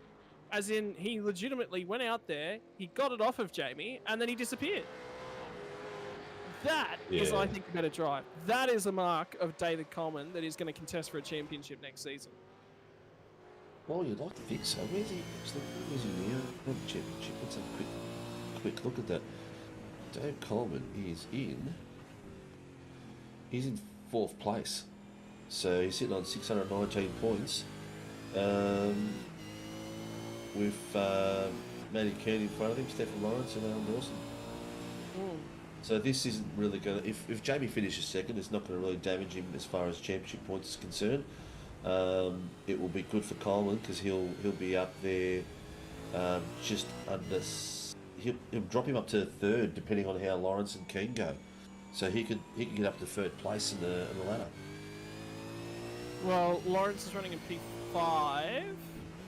Yep. And Blake's obviously not here tonight, so he's got the ability to jump a few different guys, and Blake does not have a drop round effectively remaining. Whereas Stephen and Stephen Lawrence and Alan Dawson do have effective drop rounds still to play with. Yep. Going to be interesting. It's all going to come down to the last round again, which is awesome. Well, I mean, yeah, Safety considering... car called out, or am I hearing things? No, you're hearing things. So don't you even play with me like that. If you were to do that to me, I would not be able to deal with it anymore, Steve. Don't you dare spice this race up any more than it needs to be. We've got 20 minutes left to run as that clock will just tick over the hour where's marker. the pit stop's going to fall? The guys that pitted early, they're going to have to drop when? When's your prediction? Oh, car off the road. I think that's Chris Miller. Maybe Brett Taylor? Brett Taylor. Yeah, it's Brett Taylor, because Ty Delaney will pick up the spot there. That's Dean up another spot. Nice work, bro. Nice work. But now he's got Peter Pav hunting him down. That'd be a popular podium, seeing Dean Sinkovic on the podium. Sure. Oh, Brett! Nice. Did he hang on to it? I don't know. Did he hang on to it? No. Safety car. Dean doesn't want a safety car right now because he's got a fair few tenths there. Poor girl wants a safety car right now. Matty Keane would love a safety car right now. Wow. Yeah. Give him an opportunity.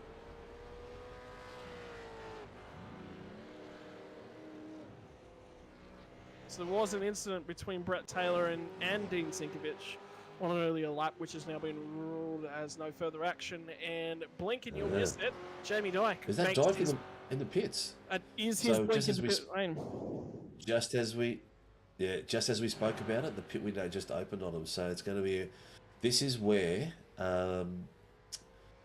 Matty Keane will take advantage of that early pit stop, hopefully.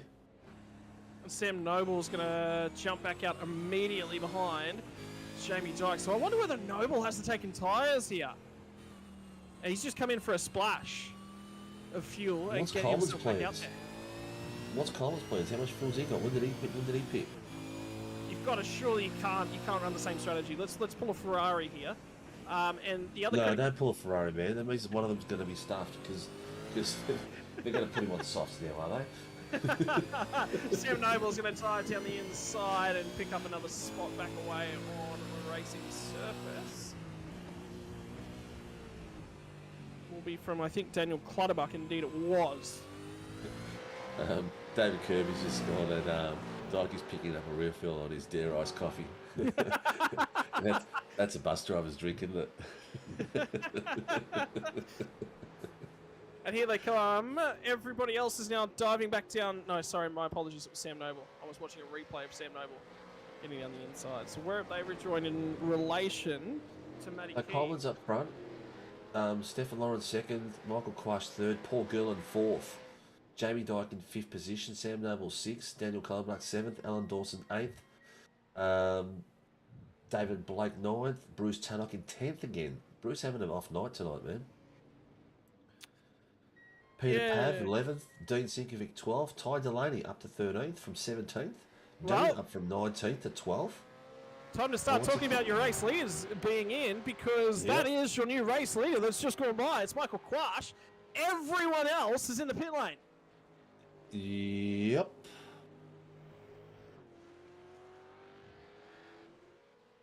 Surely Quash is just going to go. This is going to be real interesting to see what happens.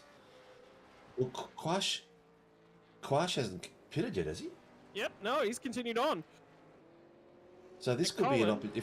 If Gurlin can get out some pace now, and get that rubber warmed up nice and easy, he could end up out in front of Quash.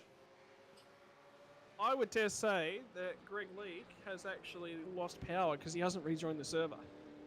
Yeah, I think you might be right there. Although he's in Discord chat. Okay. So maybe not. Matty Keane's all the way down the list. What's going on there? Well, remember, he had that stop to do, and he's already done his pit stop. Well, why is he all the way down to 17th then? Well, he's going to jump a few spots this time by. Brad Wall will come back out. Will be in front of him. See, this was a huge opportunity for Cowie tonight. Yeah, he's really let it go. Well, no, it's that connection. That internet connection that's cost him. Yep. Bloody Queensland.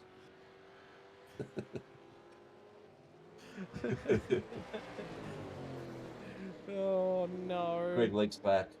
But he mustn't be. Oh, is he back on track though? He's just rejoined the server, so he will be in a little bit. Yeah.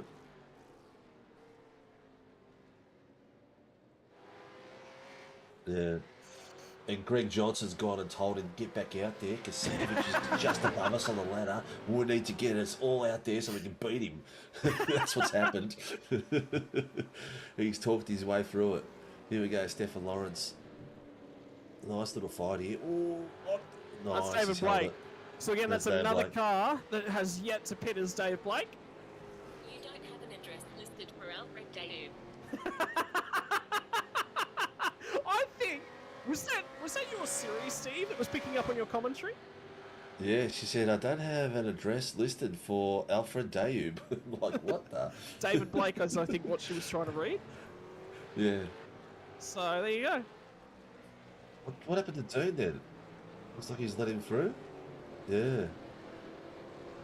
What a Tiger drive! past him, yeah. What's he done? Oh. What the hell was that? That was weird. That looked like he just could not. He just understeered wide. Yeah, then it just gripped all of a sudden too. Oh, he's got a bit of work to do. Dean's up from 19th to 11th, so he's probably one of the biggest movers. And the most important thing, we've got less than 15 minutes left to run in this race as well. So championships are getting close to being decided out on track. And Michael Klaas is in Klaas, first class. mate, he's having a crack. He's having a red hot crack. Yeah. Could you imagine? Could you imagine if a safety car comes out now and he's got enough fuel to get home? Yeah. Or he's been fuel saving this whole run and he's got enough to get home.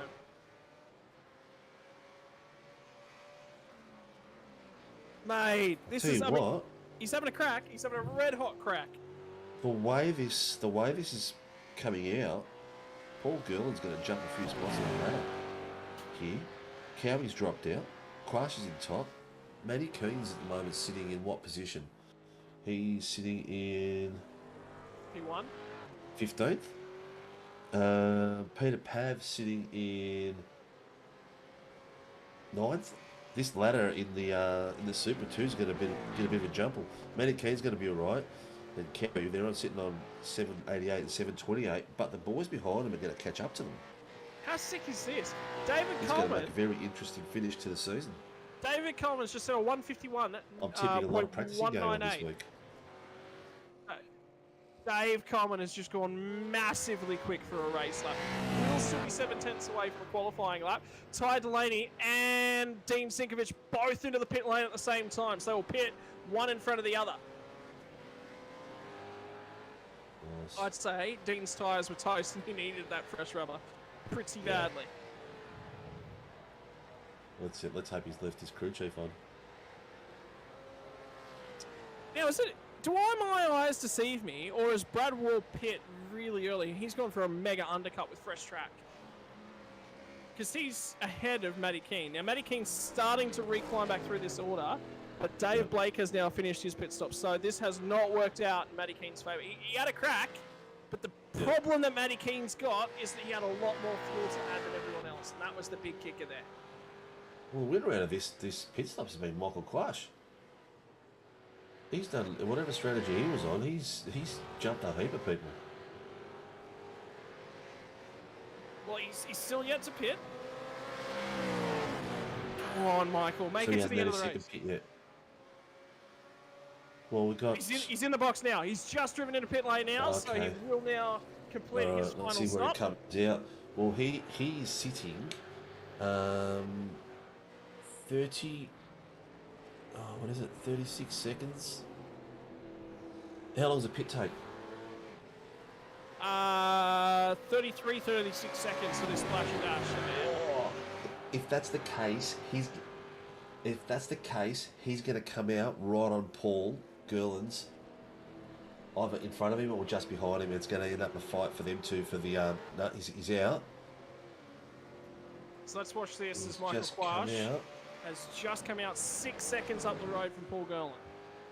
Wow, that was a quick quit. Yeah, one of the quickest was the 34-second transit through pit lane. Yeah, that was a quick pit. Yeah.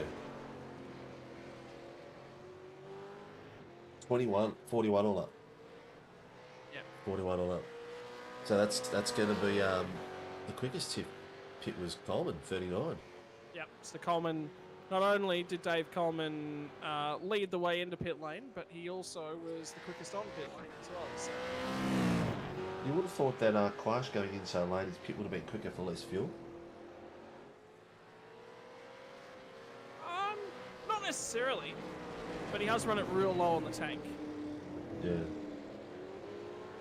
It also depends whether or not how much extra fuel he may have added excess fuel as well. I think the Ball Patrol's gone to sleep. I haven't seen not a peep out of them for ages. Yeah, what's going on? What's going on? Stuff. I'm going to go do some t-shirts for him. Yeah. I can't believe that stuff. The promo department will do some free t-shirts for the Paw Patrol.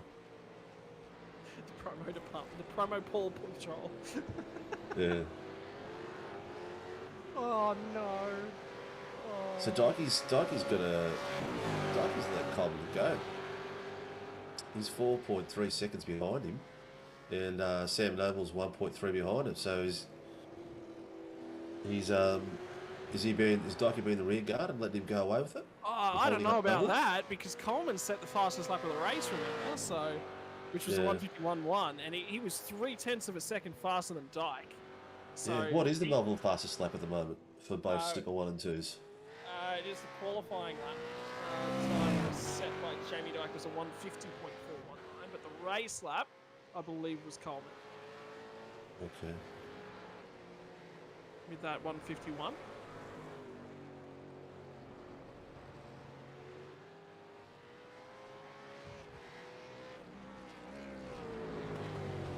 Nice. So David's got the fastest race lap.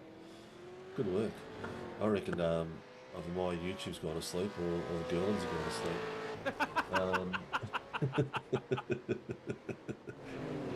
But he's looking like a sole figure out there. He's done the job. Bruce Tannock, mate, Bruce must be kicking himself tonight. It just hasn't gone his way, has it? No. Really has not. That pit stop in the middle of the race. Something has happened at that pit stop. I don't know what it is, whether or not he's lost time on the way in, whether he's lost time on the way out. Something happened. Yeah. I mean, he hasn't been racing bad. I think you're right. He's lost all his time in the pits. Well, it was where he rejoined after that safety car. He just lost so many spots at that pit stop. Yeah. Something went on there. And it's just something that we haven't been able to pick up. But anyway, you know, you live, you love, you learn. Sam Noble's going to sneak his way onto the podium at the tail end here, which is going to be fantastic for him. Great result in the dying stages of the season. He's not all that far behind Jamie Dyke. And again, Coleman is out to 4.5 seconds on the lead. So Coleman is going to continue to just push this lead over. Yeah, so he's doing well. He's doing well. Is it at this point where you'd starting to sort of like just take the pedal off a little bit and just be safe? Like, 7 minutes to go? Dyke can't. Coleman's got enough No, of a Dyke buffer. can't. Coleman can. Is 4.5 seconds enough on Dyke? That's a question. That's what Coleman's probably asking himself. I think that Mr. Shibby has picked up probably one of the most interesting battles to phase itself out to the end of this race, and it is the fact that Bruce Tannock has caught the rear bumper of both of these racing cars. Yeah. Whether or not the Mag and Turbo entry can get past them is going to be the question that remains on the racetrack. So just shy. The Girlins are awake. They said they would never. I don't think Shani's allowed to go to bed until Paul's finished racing. I think she's waiting on him to get out of the rig. The only time she gets an early night on race night is when Paul's race ends early. Shani, are you you got the damp cloth wiping Paul's forehead as he's driving, keeping him calm? Big shout out to not only all the spouses that are supporting us in the chat tonight, but the spouses in the league, because I heard that Nathan Allen's spouse was feeding him the other night whilst he was racing. I've heard multiple. Oh god, that's good. I was a bit worried which story you were going to tell. No. The one that we're allowed to say. I've been supported by my wife. She's come in. I've had a headset go flat whilst I'm racing. She'll come in and plug it whilst I'm in the car and still turning laps. So she's kept me racing. My wife supports me too. She comes in and tells me to shut up. Hey, the only way that could get more real for you is if she came in and stopped you to told spinning. Stopped you to told you to stop spinning. Nah, she doesn't even watch. She doesn't even know that I spin. I'll come in and tell her how great, Paul Gerland's how just great a run night. wide! Paul Gerland's in the sand trap! It's alright, he's got time, he's got time. He's got 2 seconds, 6 seconds. and Pavlovich is just about to come in a shot right now! That is Pavlovich! So Gerland has dropped out of P2 with a couple laps Oh, left! it's going to be a fight. That is going to be a fight to the end now. And that mistake has cost him about 7 or 8 seconds. That's a huge time loss for Paul. Yeah, that's a shame. Now Tanek is starting to assault Stefan Lawrence as well. So this race is starting to come alive, and now Bruce Tanek is starting to use the chrome horn. He wants to get his way back through. He's been denied the opportunity to go racing like for like in the Super Ones. Down to the inside, Bruce Tanek at the hairpin, turn number 10. It looks like we're going to have probably 2 more laps left to run. Because about to come across the start-finish line right now is Dave Coleman. Yep, there's going to be just enough time to get 2 laps in. We will not get a third. Oh, he's going to be kicking himself. The margin between Paul Gerland and Petar Pavlovich is 1 second. What actually happened? He locked up? Lost Just the rear locked end? up. Nope, front wheels. Front wheels. That's a shame. Understeered wide at turn 1. Bruce Tannock's making that one. Is he going to get through? Yep, Is that Tanek the down the same inside. Is that the same corner he's been passing everyone all night? Just about. Now looking for the switchback on him, Stefan Lawrence, and Tanek will cover it, and he will get that one done. Oh, big wiggle for Tanek now as well. Oh. Reminder that these tyres are the freshest at the end of a run that we've seen so far tonight. As these tyres have done the least number of laps, so for them to be wiggling, that means these guys are pushing on. There is no saving. Oh, Tanek! Oh. And Stefan will have a wiggle on the power as well. So both of these Tannek's just guys. showing off his drifting skills now. He told us a couple of weeks ago he is a real world drifter. He's a New Zealand champion. Google Bruce No. Tanek, viewers, when you get it. Yes, viewers, when you get a chance, Google Bruce Tanek, and you'll see that he's actually a real world drift champion of New Zealand. He's an absolute legend from everything I hear. Nice.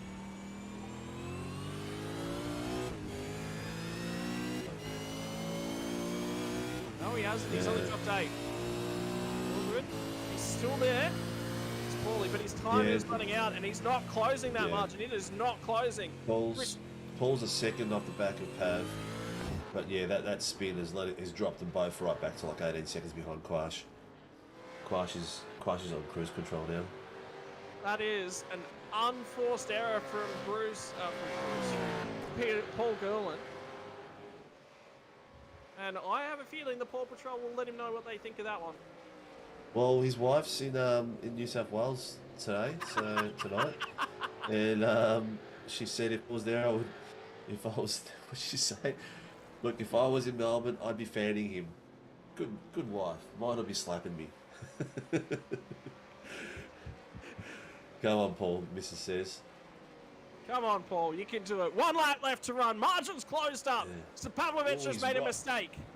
Oh, Gerland's 0.5 behind him. He has really started to close that margin up. But he's only, I think he's only got 1 more lap left to run. There's a white plate come out. Well, I'm just trying to get a shot on the timing tower. I can't see it. So we will actually have 2 laps. Yeah. He's drifting between 0.5 and 0.8 behind him. Hopefully, he can keep the pressure on and regain that spot. He'll be hunting it like crazy. Well, he's braked a lot later than Peter has then. So he is closing, he is coming. Yeah, he is going for it. Looks like he's got his tyres back very quickly, actually. Next question is whether or not he has enough time. Tannic, I don't think has enough time to get back to Dawson. That one is set and decided. Yeah, I think you can safely say that Coleman died. No, it is white flag. It is white flag. I've just gone back and watched it. It is white flag. This is the last lap. Okay. Yeah. SDK's done all sorts of wonderful things these days. So, David Coleman lights it up coming out of the last corner, and they will come home for a formation finish for the Fishy Motorsports drivers. And there they are. They will lock it in, P1 and P2. But what a resurgence it's been. There's the flash of the lights. From Dave Coleman. We've got to get... I'm going to request a Paul Gillen family tree because I've just been told that Shani is his daughter, Emma is his wife. Who the hell are you, Sue?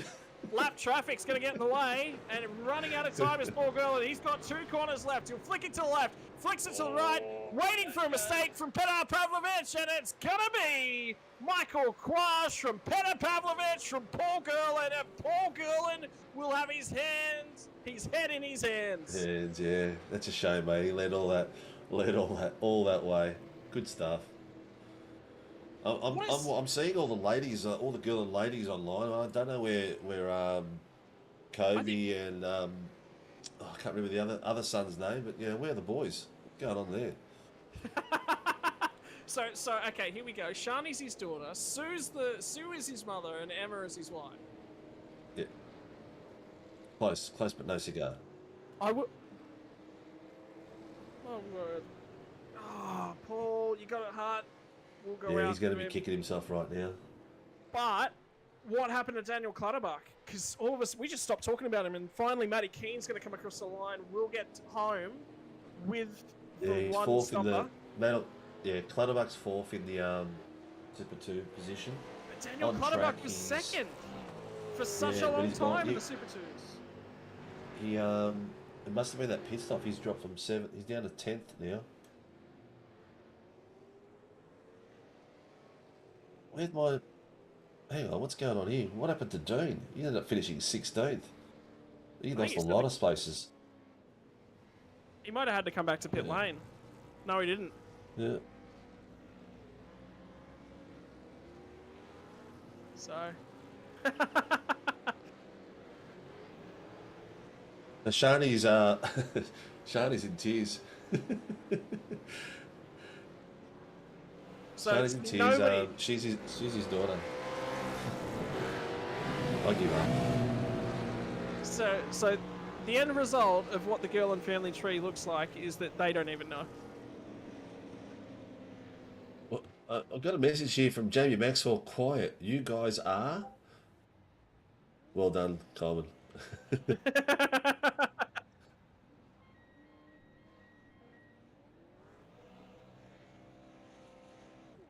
Oh, good.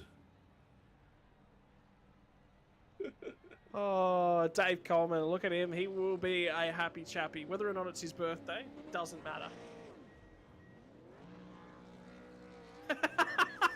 Oh, look at Darky go. Make sure you make it back to the pits, Darky.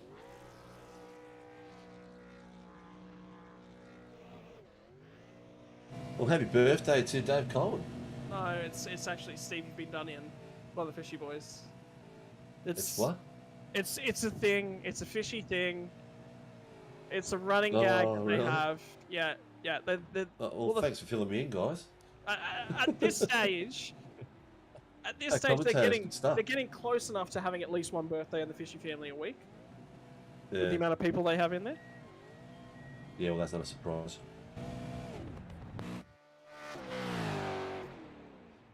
Wow, what a race.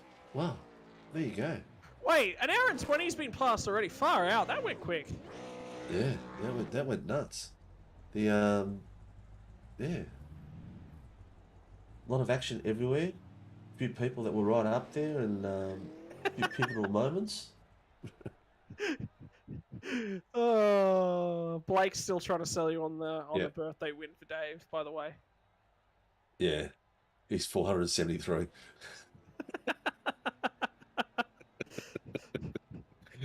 Hang on. What day of the year? Is September 18th. So, Pat Coleman first, Jamie Dyke second, Sam Noble third, Alan Dawson fourth, Bruce Tannock finally got back to fifth, Stefan Lawrence sixth, Super Twos, Michael Quash, Peter Pavlich, Paul Gerlin, fourth, Daniel Clutterbuck, David Blake, Brad Wall, Matty Keane. Matty Keane dropped right down, didn't he? Ty Delaney, Mal Powell, Dean Sinkovich, Brett Taylor, Greg Johnson, Chris Miller, and 20th, Michael Locke. Wow. We lost a few drivers with some damage in that as well. I think we saw the power tonight of pitting under a safety car, because that is the difference between Matty Keane. Even though he had one less stop to do, his stop was a lot longer compared to everyone else. Matty Keane's missing his rear boot lid as he crawls his way back into his pit stall to prevent himself from getting a post-race penalty that'll be applied to a rear of the grid for the final round. Right, we'll get into our podium celebrations, and we'll start down in Super 2 territory tonight. Paul, we saw everything that happened with 2 to go, mate. Excuses? None. I just made a mistake. So I'm pretty upset about that, because I think I had a pretty clean race till that point. You did. It was looking good. You sort of marked yourself up. You were 6 seconds up the road from Petter, and you were just sort of in cruise control. 2 laps left to run in the race. I get that feeling. You just sort of settled yourself in. She's all done. Don't need to worry too much, and I'll just cruise to the end. And just missed a braking marker? Just over pressed on the pedal? What do you think it was? No, well, to that corner where I lost it, I'm normally in 5th. I went to 6, and so that's where it all kind of mucked up a bit. So just not downshifting and getting that engine braking assist? Yeah, I thought I was in 5th, but I was in 6th, and then 3rd, and then still going too wide and jumped on the brakes, and it was over. Well, mate, smile for Christ's sake. You still came third. No, I'm really wrapped with that. So that was good. Yeah, and it's you've got yourself up into contention, somewhere in the top 4 guys now, for next week's final round. So that's been really good, because the guys around you that should have finished up top haven't.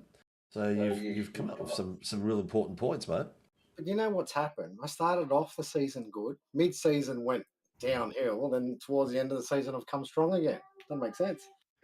Yeah, I think it was after you said I'm not racing anymore, and the missus talked to you, and she leveled it down and got you back focused, and you've been all right since then. Yeah, no, that's been good. And mind you, don't go to YouTube, because it's embarrassing, mate. The comments. Oh, Your fan club now is called the Paul Patrol. My wife just came out and told me about that. Mate, how do you feel knowing that you'll be the first driver in the Sim Racing World League to have his own team shirt done up just for himself? Yeah, awesome. Is there any words that you'd like to share with the fan club out there? Anyone that's potentially considering becoming a Paul Patrol fan? No, thanks for watching every week, guys. And most importantly, to your favourite adopted son, Tate, any words for Tate? Yeah, Tatey, have a good night at work. Stay safe. Hang on a minute. Is Tate working right now? Is he watching it on his phone? He's on night shift. Oh, Tate, you got a good boss, mate. I'd be kicking your ass right now. No, he's pretty much my adopted son, that kid. Good on him. Good on him. Well, Paul, I'm going to throw it across to you, mate. Great finish on the 3rd place tonight. Driver the 74 for DSL Racing, Paul Gerlin, and Paul's sponsors are... Steve might have to help me out here, because we need that. Paul's sponsor, DSL, Warren and Brown, Pagnian Motorsport. He got me going. Pagnian. We need a sponsors Function list. Simulation. We do need a sponsors list. Promo Department, Toyo Sim, Melville Equipment. So I think that's it at the moment. I can remember. I hope I haven't missed Dragon anyone. RC? Oh, Dragon RC, but they're also our stream sponsor, our round sponsor as well. Oh, and Promo Department too. Oh, you got them. You doubled up on the promo department. That's okay. Oh yeah. Well, our website will open up shortly, so you guys are going to come and spend some money there too. Awesome. Thank you guys for hosting. Great race, mate. Good job. Thank you. Hey, before you go, just one last question. Yep. How close did you think you were going to make it through that little touch between you and Bruce Tannock at that one corner? When Oh, you sort of both rubbed a little bit, do you think you were gone then or what? no, it broke a sweat then. God, I was worried. I thought so. It looked really like Oh. touch and go. Yeah, I thought, what's he doing? Then I realised who it was. I thought, yeah, I'm not even going to fight with him. Yeah. Good call. All right, mate. Have a good night. Get some rest and get ready for the TCRs. Thanks, guys. Cheers, mate. Ladies and gentlemen, driver of the 74, Paul Gerlin, finishes in P number 3, moving one step further up the Super 2 podium. Petar Pavlovich was locked in, thought, yep, this is going to be a nice, comfortable little cruise home in P3, and apparently, don't take your eyes off the prize in the last 2 laps. That's the most important thing, but you still managed to hang on to it. Yeah, no, it was good. It was good there. Bit of a mistake there from Paul in front, I think, and yeah, managed to capitalise on it. Hey, talk to us about it's sort of a weekend of enduros in terms of the V8 Supercars with the Bathurst 1000. Did you partake in the iRacing Bathurst 1000 this weekend? No, I didn't. Yeah, So, it's awfully nice- long time to be in VR.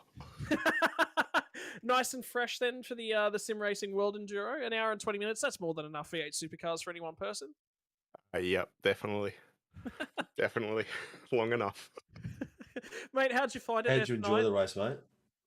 No, it was a good race. Kind of got stuck there behind Daniel and Paul, and I thought I'll just go in for the early pit, and seemed to work out. Ended up in front of Daniel, and wasn't that far behind Paul. Just made a few mistakes here and there, and then he made a mistake there at the end, and I managed to get past him and got the P2. Nice work, mate. Nice work. I did say you're going to hunt them down because you're a good hunter in these V8s. You seem to when you've got someone in front of you that you're going to chase down, you just knuckle down and go for it. Is that what you prefer to be, the hunter or the leader? Prefer to be behind someone and try and hunt them down than the other way around. End up spending too much time looking in the rear view mirrors instead of in front. Yeah. It's tough and tricky around here at the Twin Ring Motegi, but eyes forward to the final round next week, Suzuka. That's a lot of tyre loading for a V8 supercar. That's a lot of stress on the car. Comfortable around Suzuka, more comfortable here at Twin Ring. They're both technical, difficult tracks. Yeah, it'll be challenging. Last few times I've raced there, I've ended up wrecking a Porsche and a V8, so we'll see what happens. Any just going into it, just end of the season, cap it all off. There's no championship hopes on the line here, or have you kept an eye on the points, or is it just trying to get the boys, the rest of the Century Motorsport team, the brethren back out and turning laps with you here at the tail end of the season? Hopefully I'll jump in. But otherwise, yeah, I'll be here next week, and see what happens. All right, your opportunity to thank all the sponsors that make it possible for you, Petar. I'd like to thank KFC, Lake Edge, Fuchs Oil, Madcore Computers, Fluorine Studio, and HRS. Ladies and gentlemen, Petar Pavlovich, driver of the number 2164 Century Motorsports. Thank you very much, Petar. Well done, Pete. And finally, the first time we will talk to him this season as a round winner, it is Michael Quash, mate. 869. What a drive from you. You had Daniel to contend with. You had Stefan in the early running there from the Super 1 drivers. But that's the most confident I've seen. And the last few rounds have all been trending in a positive direction for you in the 869 machine. Yeah, thanks for that. Yeah, I didn't really expect this result. I think everything just worked out. I generally have a pretty bad start, and I've been practicing on my starts a little bit, so it was nice to actually get off the line okay this time, and maybe just get into a rhythm, really. An hour and 20 minutes worth of enduros around Twin Ring Motegi is always going to be a little bit of a tough ask, but you made that look comfortable, and you were even content with leading a few laps there at the tail end of the race too. Yeah, I thought I had a bit of a buffer with Peter Pav, Dan, and Paul behind, so I thought maybe I'd just run a bit longer and save for fresher tyres at the end. critically, I'd actually like to throw it across to Daniel and what happened to him there in the pit stop, because he was right there with you for such a long period throughout that race. Was it just a mistake in the pits, or? Yeah, not too sure. I need to have a chat with him after the race. I know he had an incident. He said he went off, but I'm not too sure exactly what happened there. Okay, so something that we've obviously missed in the background there as well. One more week left to come. Next week it is Suzuka, and that will put the crown on the Sim Racing World V8 Supercars for this season. Honestly, Suzuka, happy to see it next week, or gee, you're just sick of being in Japan at this point? Yeah, there's been a lot of races in Japan this season, which is quite interesting. Yeah, it's a challenging one. Lots of long radius corners and some hard braking points as well. I've probably a little bit more confident there than I am here, but in saying that it's quite a technical circuit and a bit narrower than this as well. So it'll be a challenging one, I think. All right, Well, mate. you've done yourself a good favour before you go there. You'll know that on the ladder, Cowie jumped out. Matty Keane finished a lot lower down the list than you in 13th. So your points will probably put you at the moment in a good, strong second position, I reckon, and a good position to fight for the title for the last round. Yeah, that's great. It's all I could ever hope for. I'll hopefully next week works in my favour as well and can keep it relatively clean. See what happens. Yeah, good luck, mate. Cheers.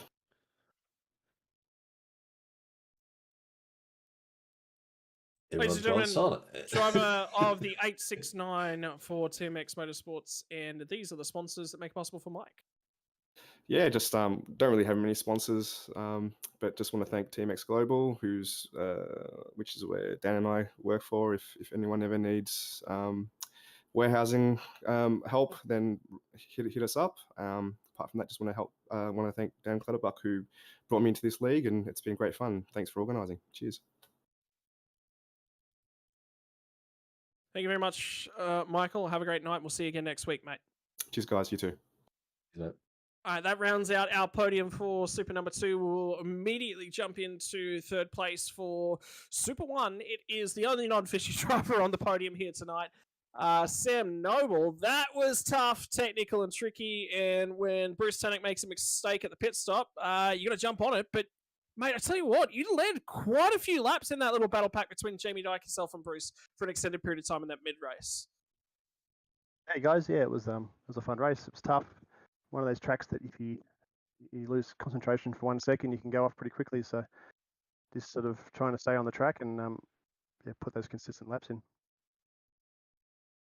What's probably the most tricky and technical feature? Because I mean, when you turn 1 and 2, they're sort of wider corners that sort of close off as you go through them. They're a little bit more than 90 degrees. Then you've got that last major hairpin where it is a 480 degrees, very slow, very tight. You've got to get back to the power carefully. It's just constant loading right around the track. What's probably the most difficult feature of the Twin Rings Motegi for you? Yeah, definitely in turn 1. It took me a long time to figure out. There's about 4 or 5 different lines you can take.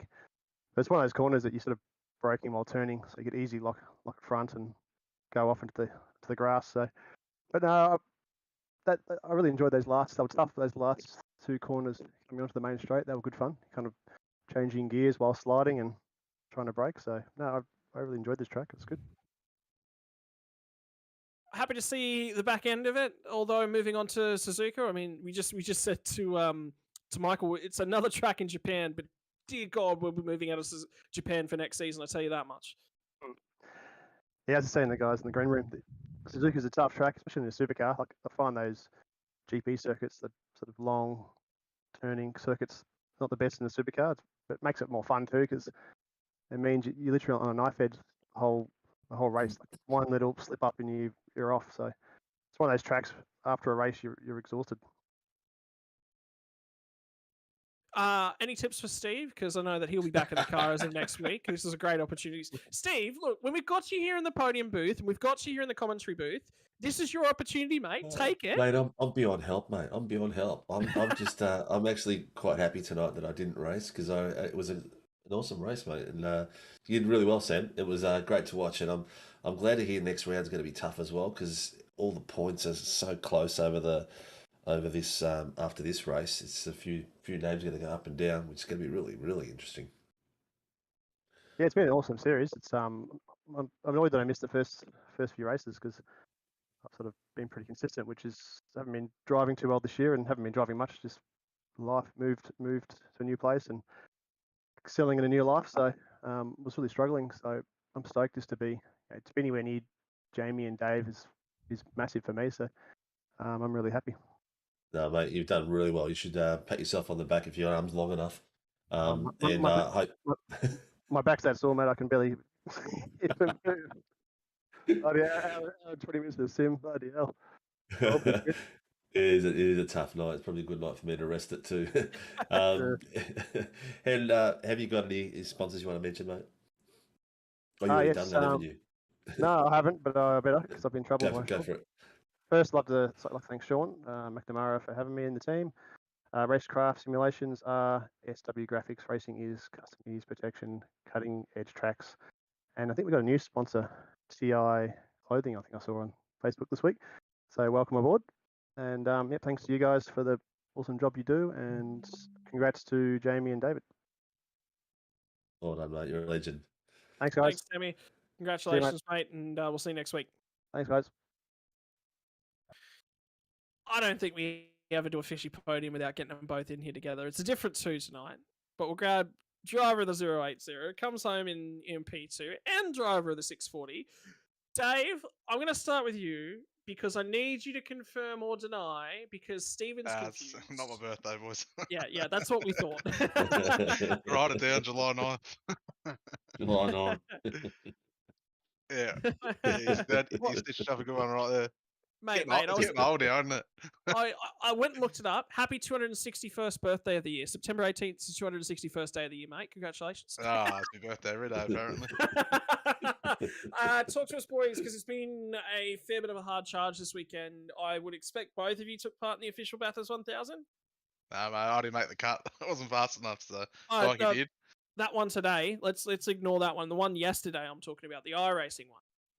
Oh no, we did a charity event the weekend before, so the iRacing one's pretty tough because it's basically a sprint race. I need to somehow introduce some safety cars and because you got to stay in the lead lap. Like normally, like half the time P1 and 2 are normally a lap ahead of P3. So I didn't do it. I don't think Dikey did either. Mate, I can tell you very much. Bottom split had 5 cars on the lead lap. Okay, so I don't know what you guys are on about. It's crazy, isn't it? Yeah, we're all just as bad as each other. Dikey, difficult day at the office for you because you've been in the car for how long now? Going on 9 hours. You would have logged on tonight. You would have seen an hour and 20 minutes around Twin Rings Motegi. You would have just gone, get stuffed. I'll see you guys next week. Yeah, no, I was looking forward to tonight. Today's race didn't really go to plan. So, I didn't get the practice I wanted tonight, but I enjoyed the race. Tough and tricky. Obviously, an opening incident for yourself, Jamie. Just nudging someone meant that you were nursing damage. You looked quite keen for that early stop. You sort of pitted one lap earlier than everyone else, and then the safety car come out. I was a little bit worried, but you just fractionally managed to stay on the lead lap, and that was so critical to your performance tonight. Yeah. So I actually pitted exactly a third of the way through the race because I knew it was going to be a 2-stop. And after spinning it up and making contacts with Tannic, it didn't really want to turn, but had the pace to keep going. I jumped those boys in the pits, and Coleman drove phenomenally. I couldn't catch him. The only time I was catching him was when I was in a draft, and after that last stop, it was the Coleman show. Mate, it was the Coleman show all night long. I don't know what you're on about. So he was. Sorry, Dave. I didn't want to put the moz on you, but I was waiting for you to spin because the last few weeks you'd had that 1 or 2 spins, and then you'd have to fight your way back through the thing. And I didn't want to put the moz on you, but I was waiting for it. The last few weeks is hard because we've had so many I like racing on a Sunday Arvo, but like the last few weeks there's been so many events and enduros on. Like we're only getting on you know, like as quality starts. So like tonight, like I actually don't mind this track. It's probably a bit of a pet track. So just to be able to get like, you know, 40 minutes of practice, and even practice was pretty competitive. I think it was about 4 or 5 guys just laying down times after times, which was good. Yeah, And yeah, you it kind did of get look in the good. race. You get into the race with a bit more prep. You know what I mean? So Yeah. yeah. So that's the key. The key is to not let you get a good warm up session before the race. Just to get your eye in a bit. Yeah. Yeah. Yeah, I think maybe I should not do my practice during the qualies. We've been trying to tell him this for how long, and you guys jump in here. You say one word about putting 40 minutes worth of practice in, and Steve Sinkovich take. I give up. Well, I'm you know, done. come on, Scotty. I mean, realistically, am I going to take advice from Scotty Rankin or from a fishy boy? I wouldn't say it's just getting practice in. It's more like we do a lot of racing during the week, so you're constantly driving. Yeah. But it's just getting your eye into Yeah. the track. Is like even like last week we're at Bathurst, then we're going to Donington and going to a different ratio, and the whole car's different. Like you're going from a tall ratio where you can plant the foot instantly, and then you go into something Yeah. here which is the second lowest ratio, and it just wants to spin out of every corner. So Are you preferring the new setups with Pro Sim with Josh's guys doing it? he does it. He does an awesome job. Yeah, you can't complain with the setups. Yeah, suit everyone's driving style very well, and you can kind of tune a little bit of it to your own adjustability as well. Yeah. Well, are you adjusting Dikey's one as well? Because he keeps telling me he's got no idea to set up a car. The only thing he knows how to do is twist the lid of a Dare Ice coffee. That's about it. We were wondering why the pit stop was a few seconds slower than everyone else's tonight, Jamie, and Someone we're did say he was reliably informed. Well, the second one, I had to take on more fuel because I took less than the first. Yeah. The extra fuel was a Dare Ice coffee. Oh, yeah. Weight penalty. Stephen keeps on telling he'll give me one. I give one myself. Yeah, that's it. So there's an extra 3 seconds added to Jamie's second pit stop to pull the window net down, reach out, grab the Dare Ice coffee, wheel it off, in. That's a quick pit stop to get a Dare down, mate. If I could do that in a real car, I'd be laughing. Love your work. Final round moving on next week in terms of Super 1 championships. I think you are both pretty much in the fight now. We turn our eyes onto Suzuka. So obviously for you, Dave, Twin Ring Motegi, it's tough, it's tricky, it's technical, but it's a pet track. Either of you guys feeling that comfortable about Suzuka? Yeah, I don't mind it. We did pretty well, I think, a few weeks ago in another league, so should be a good one. I think the setup's on point as well, so hit up Precision Sim Training. You want to set up on point. Obviously, you're not going to get the same one as our one, but I'm joking. Hit them up and see what you can get. Mate, I was actually this close to reaching out to them and just going, hey, Jamie Dyke said you can set me up a car. What's the go for Bathurst this weekend? But anyway, it didn't end up happening, and I think that would be the difference between a win and not finishing. So I'll have to do that for the next races. Just ask me, I'll give you one of my setups, Scotty. You still got to steer the car. That's half the problem. Yeah. Unless you can invent some program, you don't have to steer it. Oh no! Righto. Well, here's the fun time because Blake Delaney's not on the podium to cover off the sponsorship for you tonight, guys. He's already listing him in YouTube for him. Dave, don't say a word. Make Jamie do it, mate. That's my advice. Dikey's number one. He's a pro driver, so. Come off it. You got the win. You're palming it off to me. Yeah. You're the series leader, mate. Jamie, I'd like to remind you that how many times have you had to read off the sponsor reel this season? A few. No, he handballs at Blake, doesn't he? No, Blake does it. Whenever we grab them together, Blake's That's what I always mean. doing it. So this is Jamie's turn. Blake didn't do it round one. Blake the model Delaney, yeah? Is that the nickname? Male model. Yep, the male model. Yeah. Look, do you want me to do you for him? Blake's listing him off in YouTube. DC Shades, WEMG, Wingham, Infinity Designs. Keep going, Blake. I'm reading him off, mate. We'll have to give Blake a few minutes because he's going to run through all those car sales, car dealerships in Parramatta. There's about 7 of them, isn't there? Precision race sim training. Yeah, keep going, Blake. Yeah, next time we should drag our media manager in and he can reel them off. Oh God. Blake, stop. They've got to remember it, mate. If you keep doing this for them all the time, they'll never remember their own He sponsor. hasn't put down Battery Warehouse, Early Beach. It's a shocker. There you go. Yeah, Done. he's got Jamie's car dealership. All right, the quick question is Michael come back next season or what? What's going on? I'm sure, man. He doesn't want to show the pro driver up, so he's just keeping well clear. He's the one handing the Deros coffees through the window. I watched you guys. I watched you guys race today, and Michael was in the cockpit at the time, and I could hear you guys bantering away in there. And I'm thinking, I wonder if these other guys that are racing are listening to you guys. You know the funny thing is, right? Some Like do. half the time we nearly crash because we're laughing at each other. That's Yeah. you know, like someone said something stupid and you're coming down like the mountain at 200 kilometers an hour, and trying to pluck a gear and you're giggling. So Yeah. it's Well, it's a dangerous thing having too much fun. shout out to Amy Coleman, recently engaged. Yay. Far from that. all I suggest, right, is if like the lady types anything, if it's about his son, it's true. And if it's a Yep. sponsorship, it's true. Everything else is false. All right, we got him worked out now. Okay, sweet. Some rules we can live by. All right, you guys better list those sponsors off, or at least the ones that have been missed. Go ahead, go. We would like to thank, obviously, Battery Warehouse, Infinity Designs, Precision Sim Training, DC Shades, Relax Marine and Game Fishing, Adrenaline Images, and West End Mazda. West End Motor. Perfect. Yep.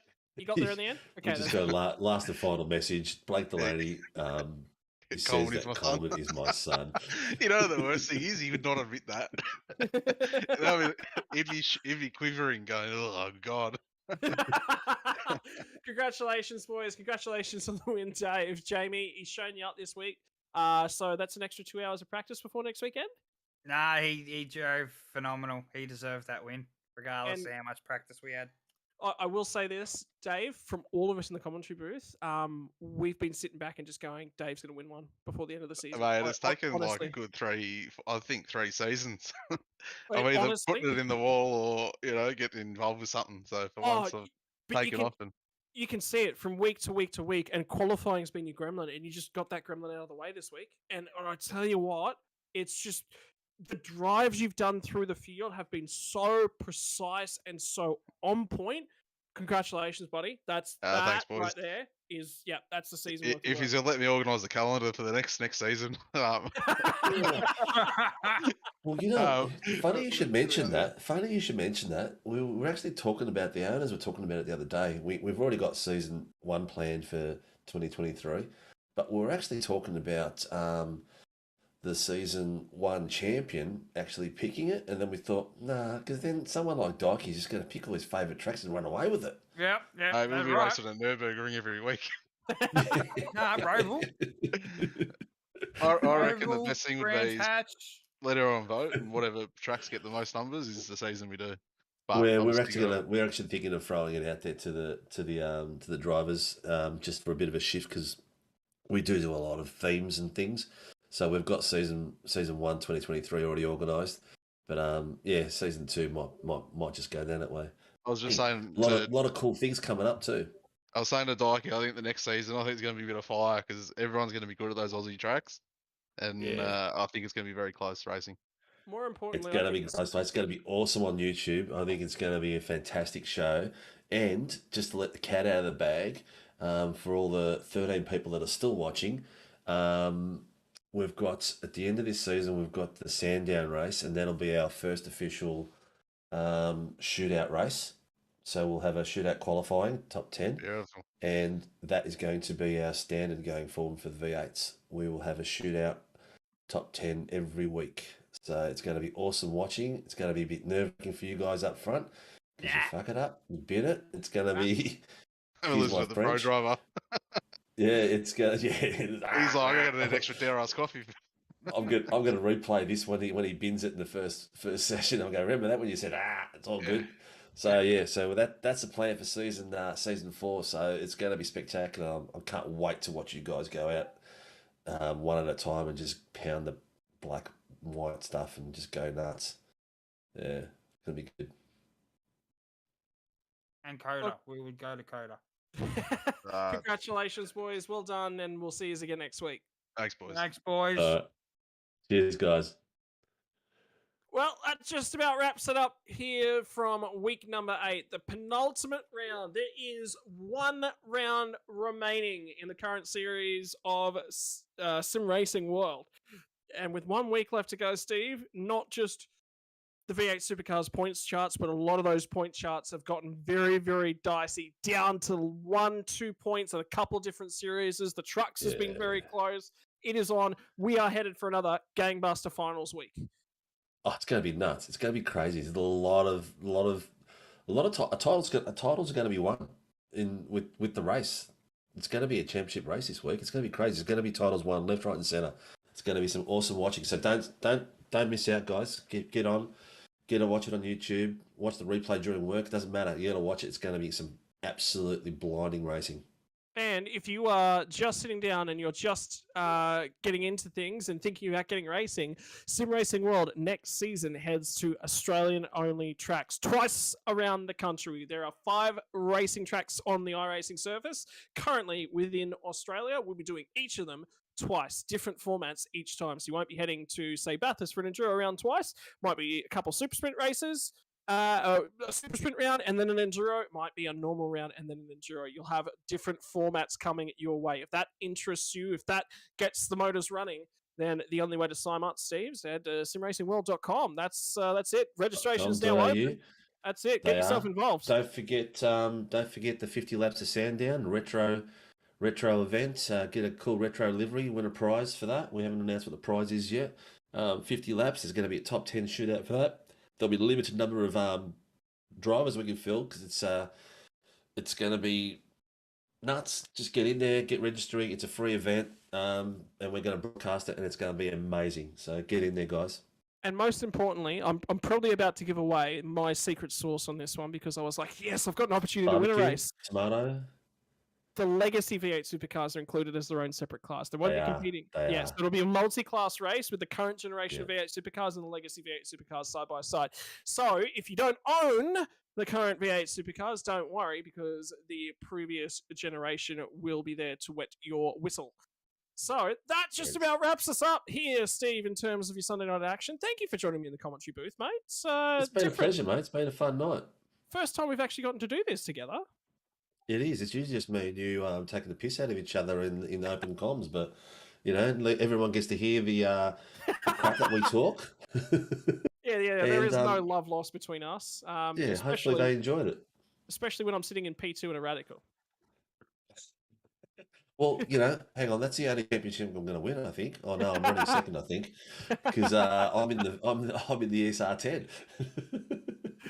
Right, ladies and gents, big shout out to all the sponsors that make it possible. Of course, it wouldn't be possible without DSL Welding Services. They are your V8 Supercars round sponsor. Melville Equipment Corporation, that fastest lap from qualifying of Jamie Dykes will be up on YouTube yet again this week. Dragon RC and Promo Department are the 4 sponsors that we had up until this season. The new sponsors have come on board: Pagnian Advanced Simulations, Warren and Brown Tools, and the last one, literally, that's it. It was literally in my mind. I was looking at it and it jumped out of my head. Toyo Sim, that rounds us out. This is everything from Sim Racing World on your Sunday night. Join us again next week as we try to tame Suzuka in your 3 premier classes and a whole bunch of tracks to mix up, including a highlight, I think, for the week is going to be the Radicals on Thursday night from the mountain. That is going to be mega.